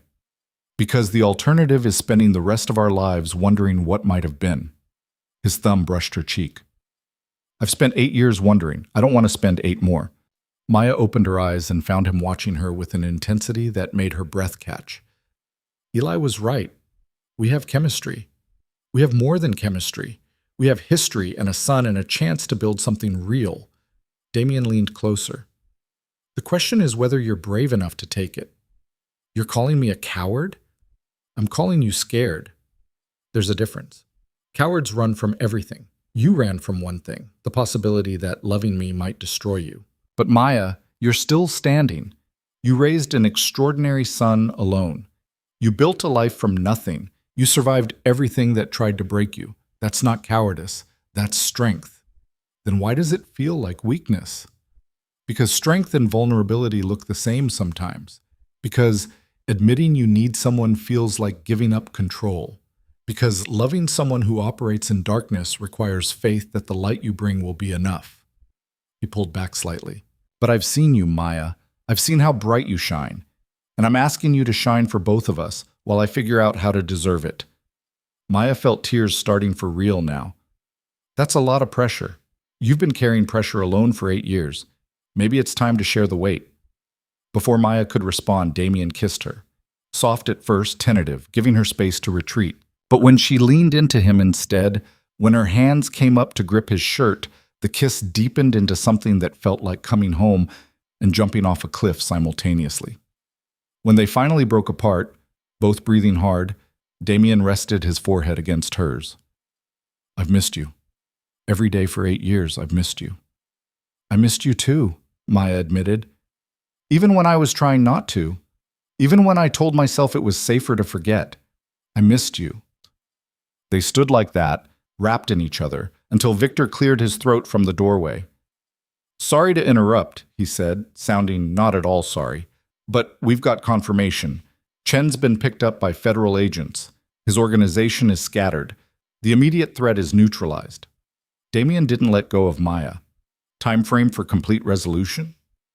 48 hours until his legal team buries him in paperwork. After that, he won't have resources to breathe, much less threaten your family. Victor smiled slightly. "You can go home tomorrow if you want. Place is secure now." "Thank you, Victor." "Don't thank me. Just name a kid after me someday." Victor disappeared back down the hall.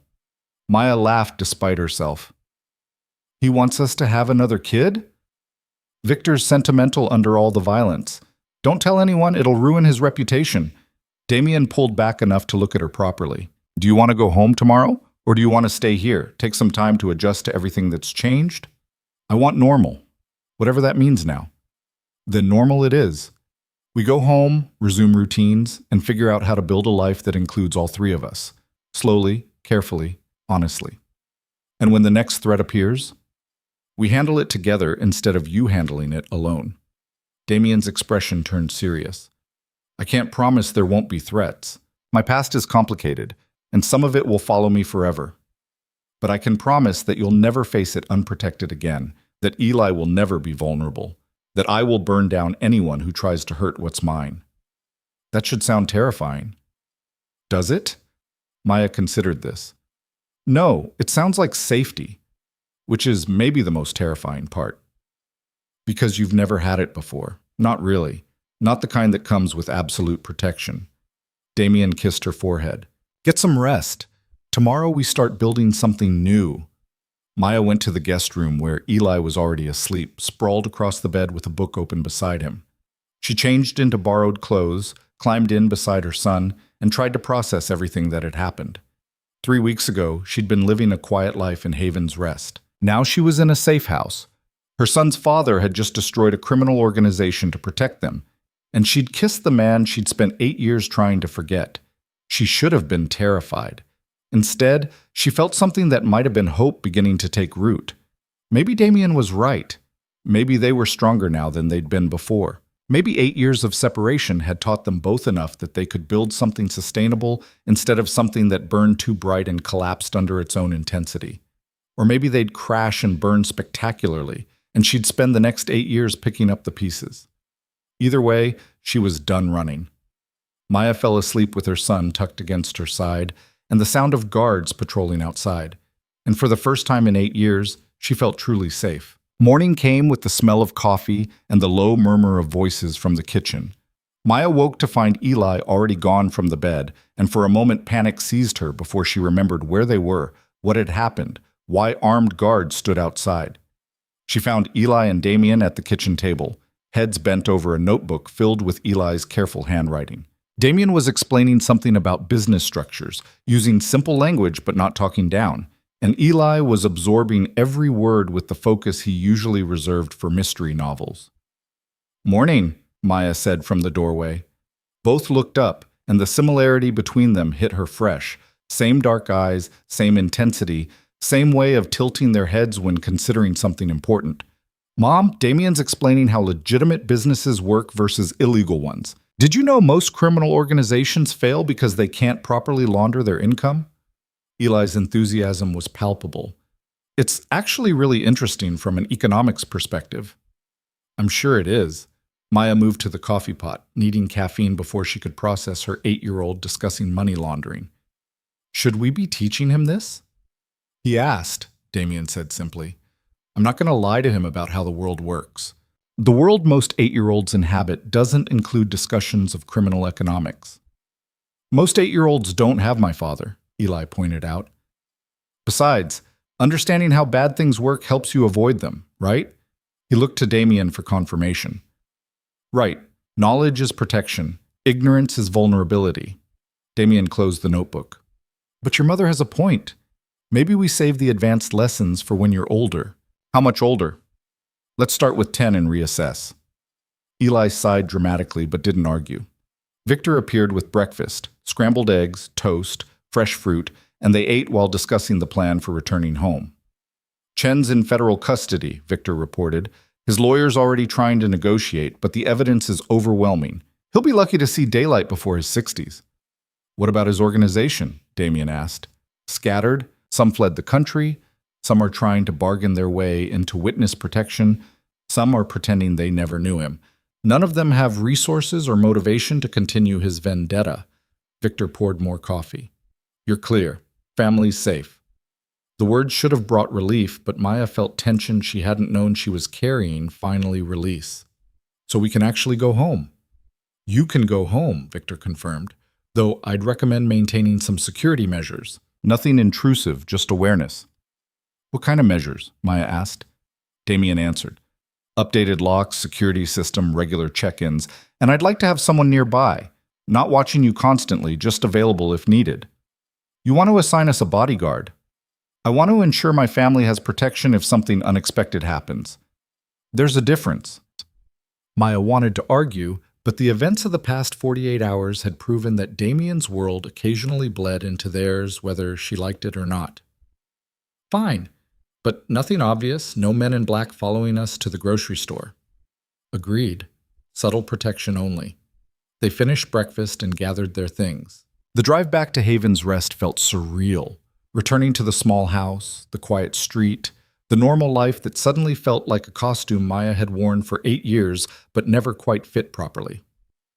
Damien pulled into the driveway behind Maya's Honda, which had been returned overnight along with a new security system Maya could see installed on the windows. When did that happen? She asked. While we were at the safe house. Victor's people work fast. Damien killed the engine. I know it's intrusive, but it's necessary. Maya looked at her house, her sanctuary for 8 years, now equipped with cameras and sensors and the infrastructure of Damien's world. Part of her wanted to rage against it. The rest of her understood that safety sometimes required sacrifice. Okay, she said quietly. They went inside. Eli immediately disappeared to his room to check that everything was as he'd left it. Maya stood in the kitchen, looking at the familiar space that felt different now, changed by everything that had happened. Damien moved beside her. We don't have to do this if you're not ready. I can maintain distance. Just be present for Eli. Keep things simple. Nothing about this is simple. No. But we can make it simpler. Clear boundaries, defined roles, co-parenting without the complication of whatever's happening between us. Maya turned to face him. Is that what you want? What I want is you, both of you. A real family, messy and complicated, and nothing like the controlled life I've built over the past 8 years. His expression softened. But I'll take whatever you're willing to give. If that's just co-parenting, I'll accept it. If it's more, I'll be grateful for it. Before Maya could respond, her phone rang. Shayna from work. I heard there was a family emergency, Shayna said without preamble. You okay? I'm fine, we're fine. Just some unexpected complications. Complications involving the mysterious man in the Mercedes? Maya glanced at Damien, who was pretending not to listen while clearly listening to every word. It's complicated.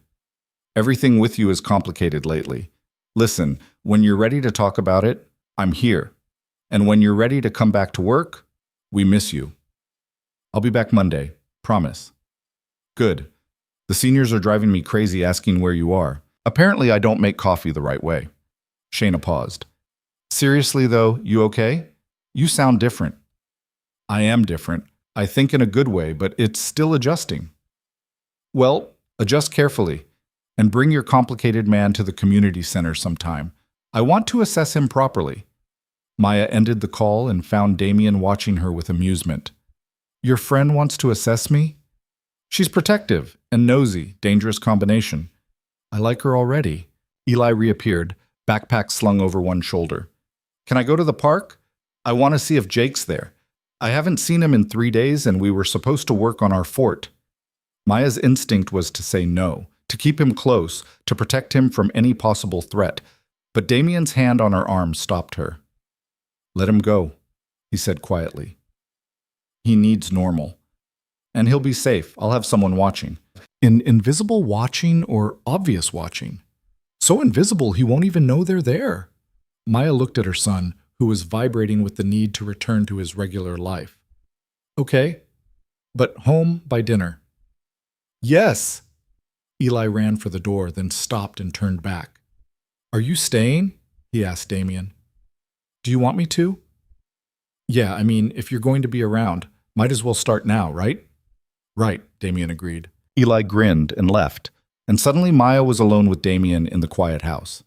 "He's remarkably well-adjusted for a kid whose life just got turned upside down," Damien observed. "He's always been good at adapting. It's one of his strengths." Maya moved to the living room, needing something to do with her hands. She started straightening cushions that didn't need straightening. "You don't have to stay. I know you have businesses to run, things to handle. I have people handling those things. Right now, my priority is here."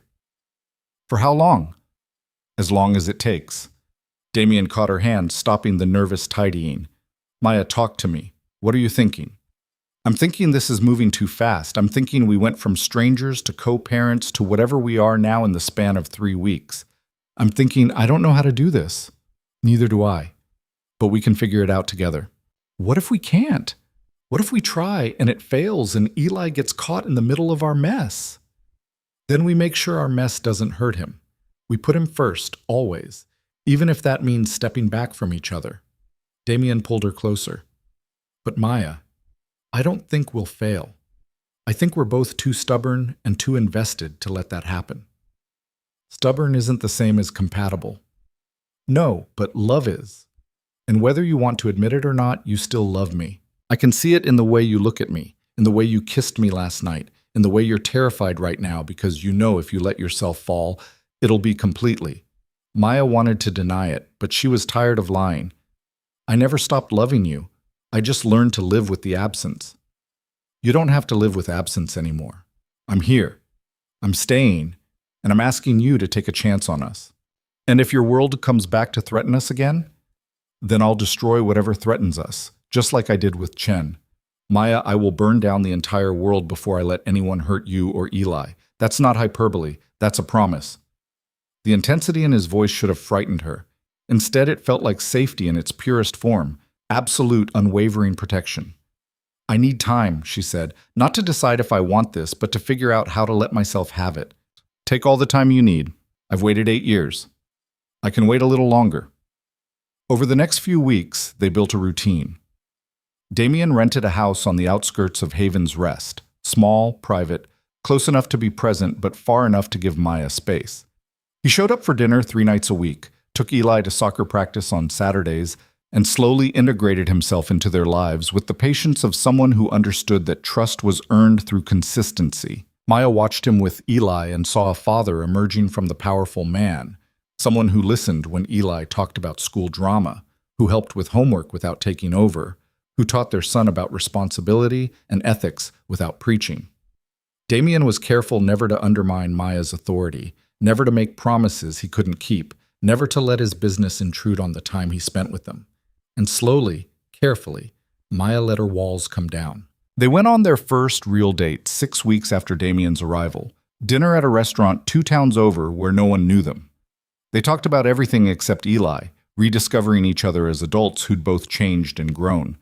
Damien told her about the businesses he'd built, the legitimate empire he was creating. Maya told him about the community center, the seniors she'd befriended, the small satisfactions of building something meaningful, even if it wasn't profitable. "You're happy here," Damien observed. "I am, or I was. Now I don't know what I am." "You're someone figuring out how to integrate 2 different lives. It's okay to be uncertain." "When did you get so wise?" 8 years of therapy and self-reflection. Turns out almost dying gives you perspective." They laughed, and it felt easy in a way nothing had felt easy in years. The kiss at the end of the date was inevitable, familiar, and new all at once. Damien walked her to her door and pulled her close, and Maya let herself sink into it without overthinking. "I want this. she whispered against his mouth. I want us. I'm just scared. Being scared means it matters, and things that matter are worth being scared for. He kissed her again, soft and sweet. We'll go slow. We'll be careful. And we'll build something that lasts. But the universe, as it turned out, had other plans. 2 months after Damien's arrival, Maya got a call from an unknown number. She almost didn't answer, but something made her pick up. Maya Lane? A woman's voice, professional and cool. Yes? This is Detective Sarah Chen with the Financial Crimes Division. I'm calling about Damien Voss. We have some questions regarding his business operations, and your name has come up in our investigation. I'd like to schedule a time to speak with you. Maya's blood went cold. I don't know anything about his business operations. Nevertheless, we'd appreciate your cooperation. This can be voluntary, or we can make it official. Your choice. Maya ended the call and immediately dialed Damien. He answered on the first ring. They called you, he said. Not a question. How did you know? Because they've been investigating me for 6 months. I knew they'd eventually contact people close to me. I'm sorry, Maya. I should have warned you. What do they want? They want evidence that my businesses are fronts for criminal activity. They want connections to organized crime, money laundering, any charge they can make stick. Damien's voice stayed calm. They won't find anything because there's nothing to find. I've been legitimate for years, but the investigation is inconvenient. Inconvenient? Maya's voice rose. They're investigating you for financial crimes and you call it inconvenient? Because that's all it is. An investigation that will turn up nothing and eventually close. But in the meantime, they'll interview people, make implications, try to pressure someone into saying something incriminating. He paused.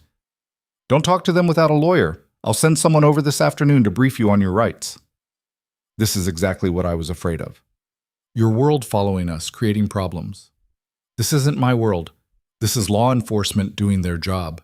And yes, it's uncomfortable, but it's also temporary and manageable. Trust me, Maya. I've dealt with this before. But Maya didn't feel reassured.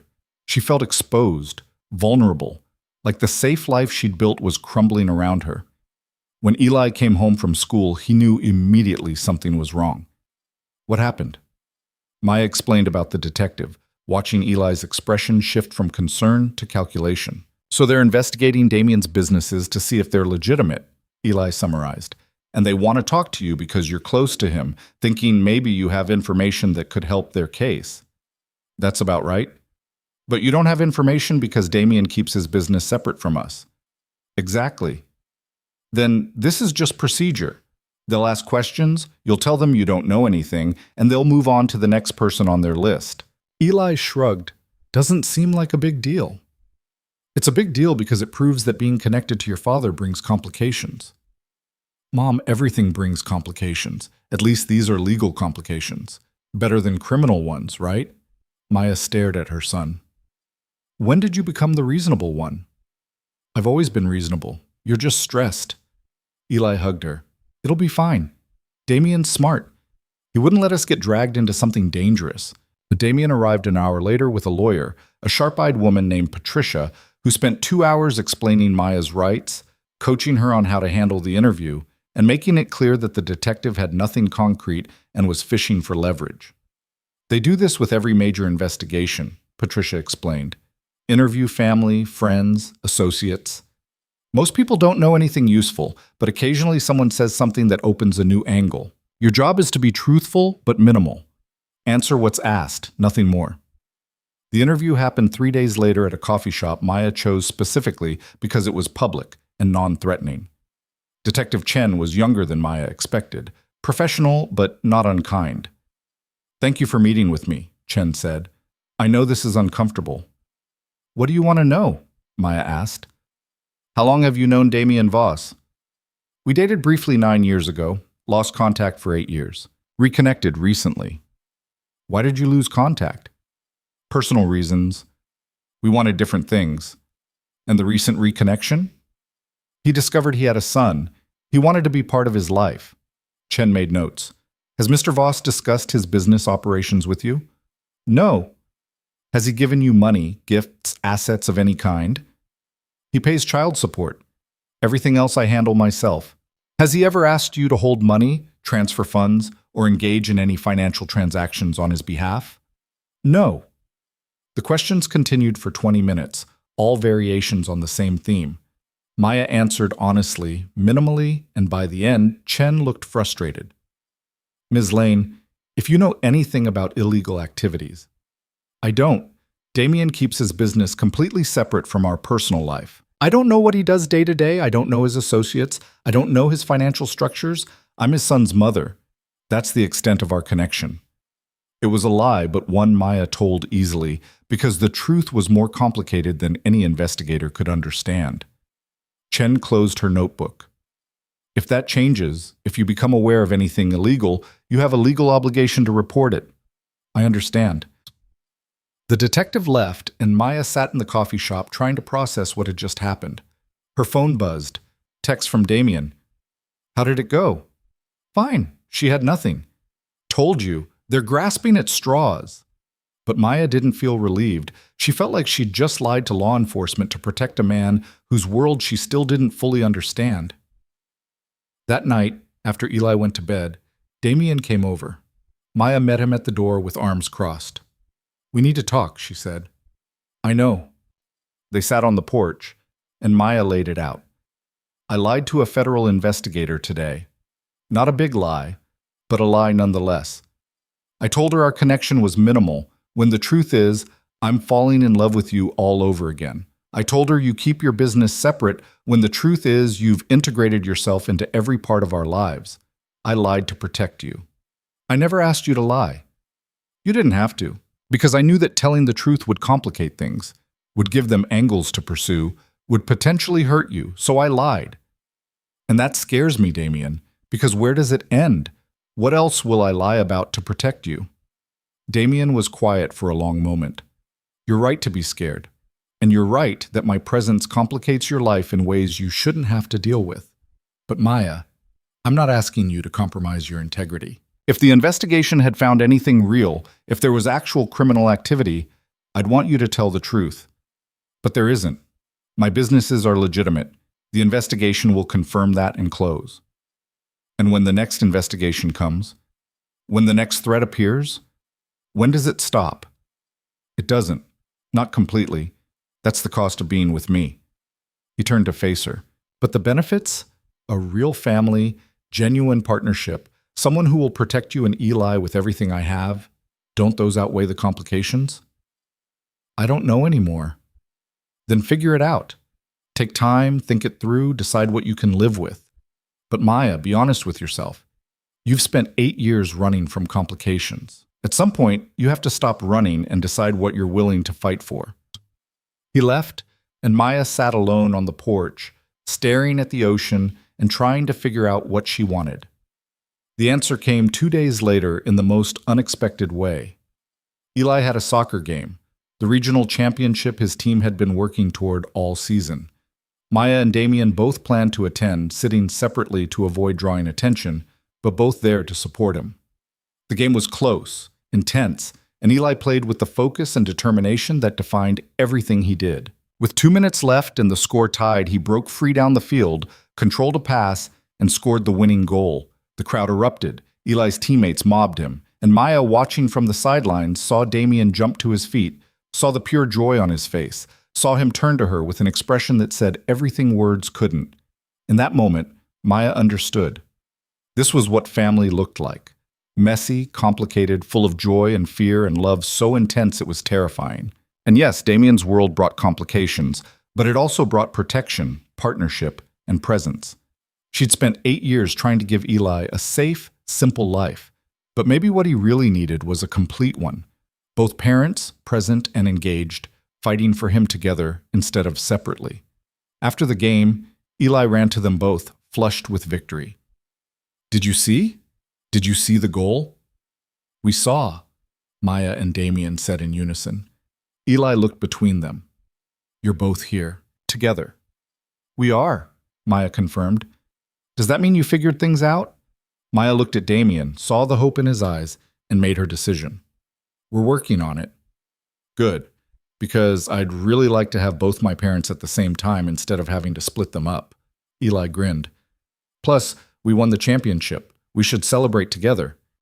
They went for ice cream, the three of them, sitting at a picnic table outside the shop, talking about the game and school and everything except the complicated questions that still needed answers. And for those 2 hours, they were just a family celebrating a victory. Later, after Eli went to bed exhausted and happy, Damien and Maya sat on the porch again. "I'm scared," Maya said. "I'm scared of your world, scared of investigations, scared of threats. But I'm more scared of spending the rest of my life wondering what we could have been." "So what does that mean?" "It means we try, really try. Not just co-parenting, not just seeing where things go, but actually building something together, a real partnership."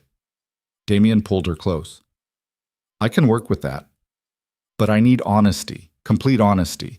If there's a threat, I need to know. If there's an investigation, I need to know. No more protecting me from uncomfortable truths." "Agreed. Full transparency. And Eli comes first, always. Before us, before your business, before everything. I wouldn't have it any other way." Maya kissed him, and it felt like sealing a promise. "Okay then, let's do this." The investigation closed 6 weeks later with no charges filed. The detective sent a brief email stating that they'd found no evidence of criminal activity and the case was resolved. Damien forwarded the email to Maya with a single word. "Told you." Maya responded, "Smug looks bad on you." "Everything looks good on me." She laughed and didn't disagree. Over the following months, they built something new. Damien sold his rental and bought a house 10 minutes from Maya's. Close enough for constant presence, far enough to maintain some independence. They established routines. Family dinners 3 times a week, weekend activities together, space for Maya and Eli's established life. Damien started the process of legally establishing paternity and securing parental rights. Maya didn't fight it. Eli deserved to have his father's name, his heritage, his complete identity. 6 months after reconnecting, Damien proposed.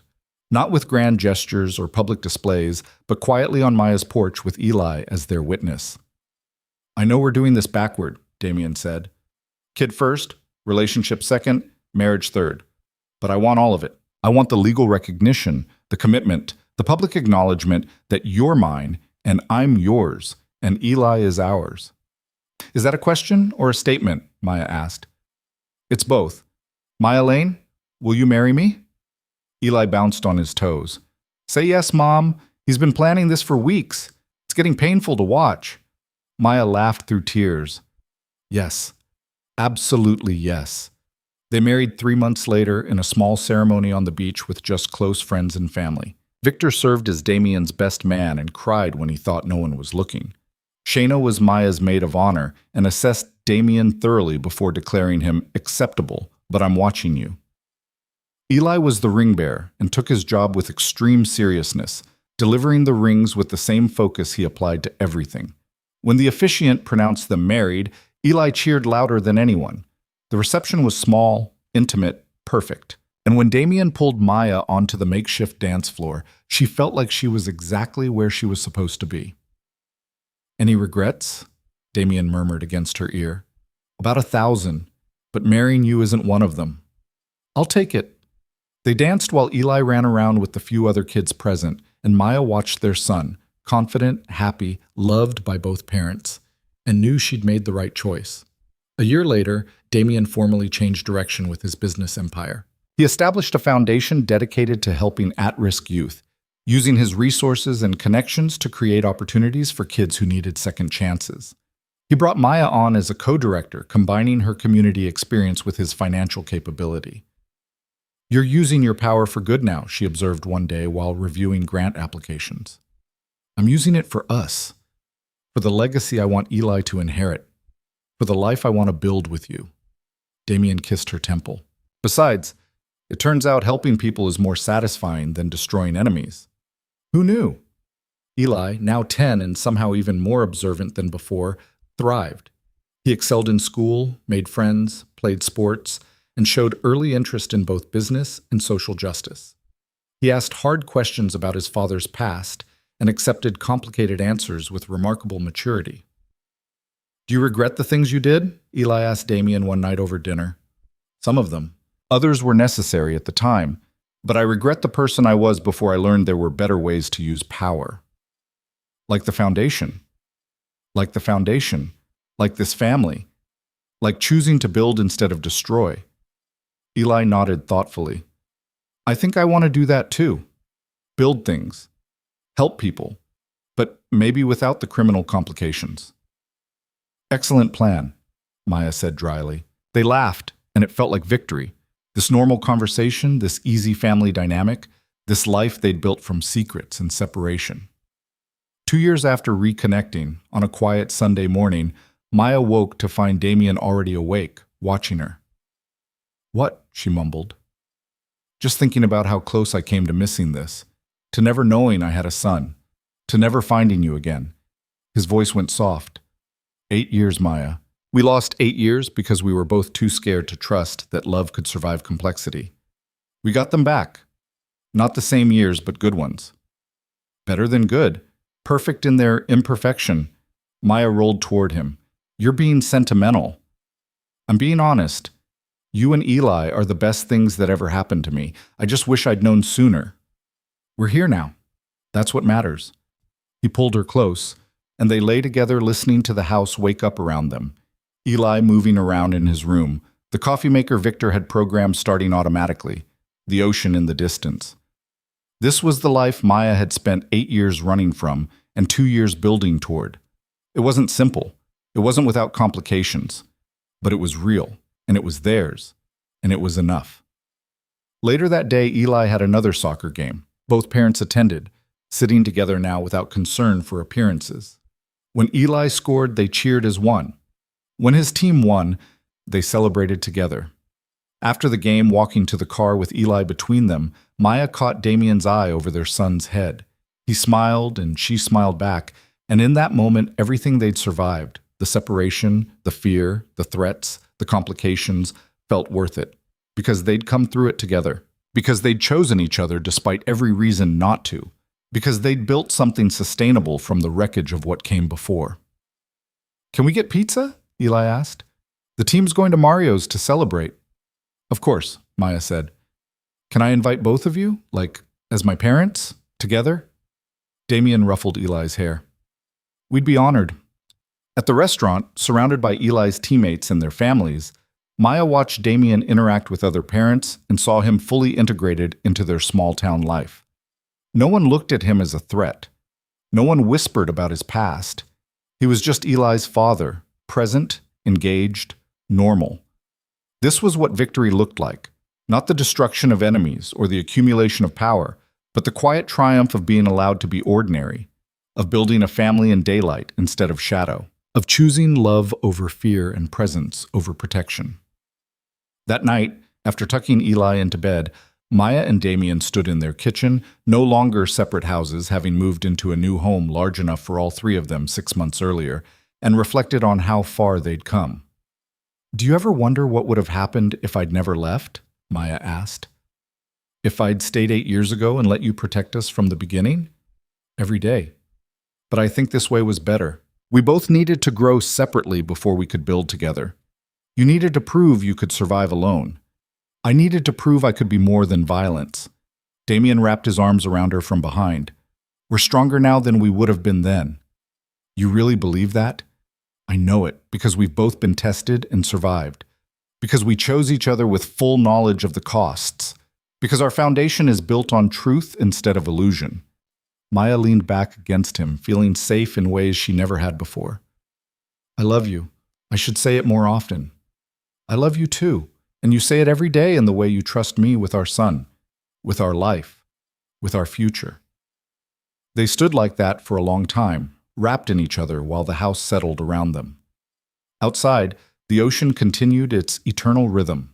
Inside, a family, fractured and reformed, tested and proven, stood together in the home they'd built from impossible choices and unexpected grace. This was their story. Not perfect, not simple, but absolutely, completely theirs. And when Eli eventually asked, years later, how his parents had managed to make it work despite everything against them, Maya would tell him the truth, that love wasn't about avoiding complexity, but about choosing to face it together. That family wasn't about perfection, but about presence. That sometimes the greatest victories came not from destroying what threatened you, but from building something strong enough to withstand it.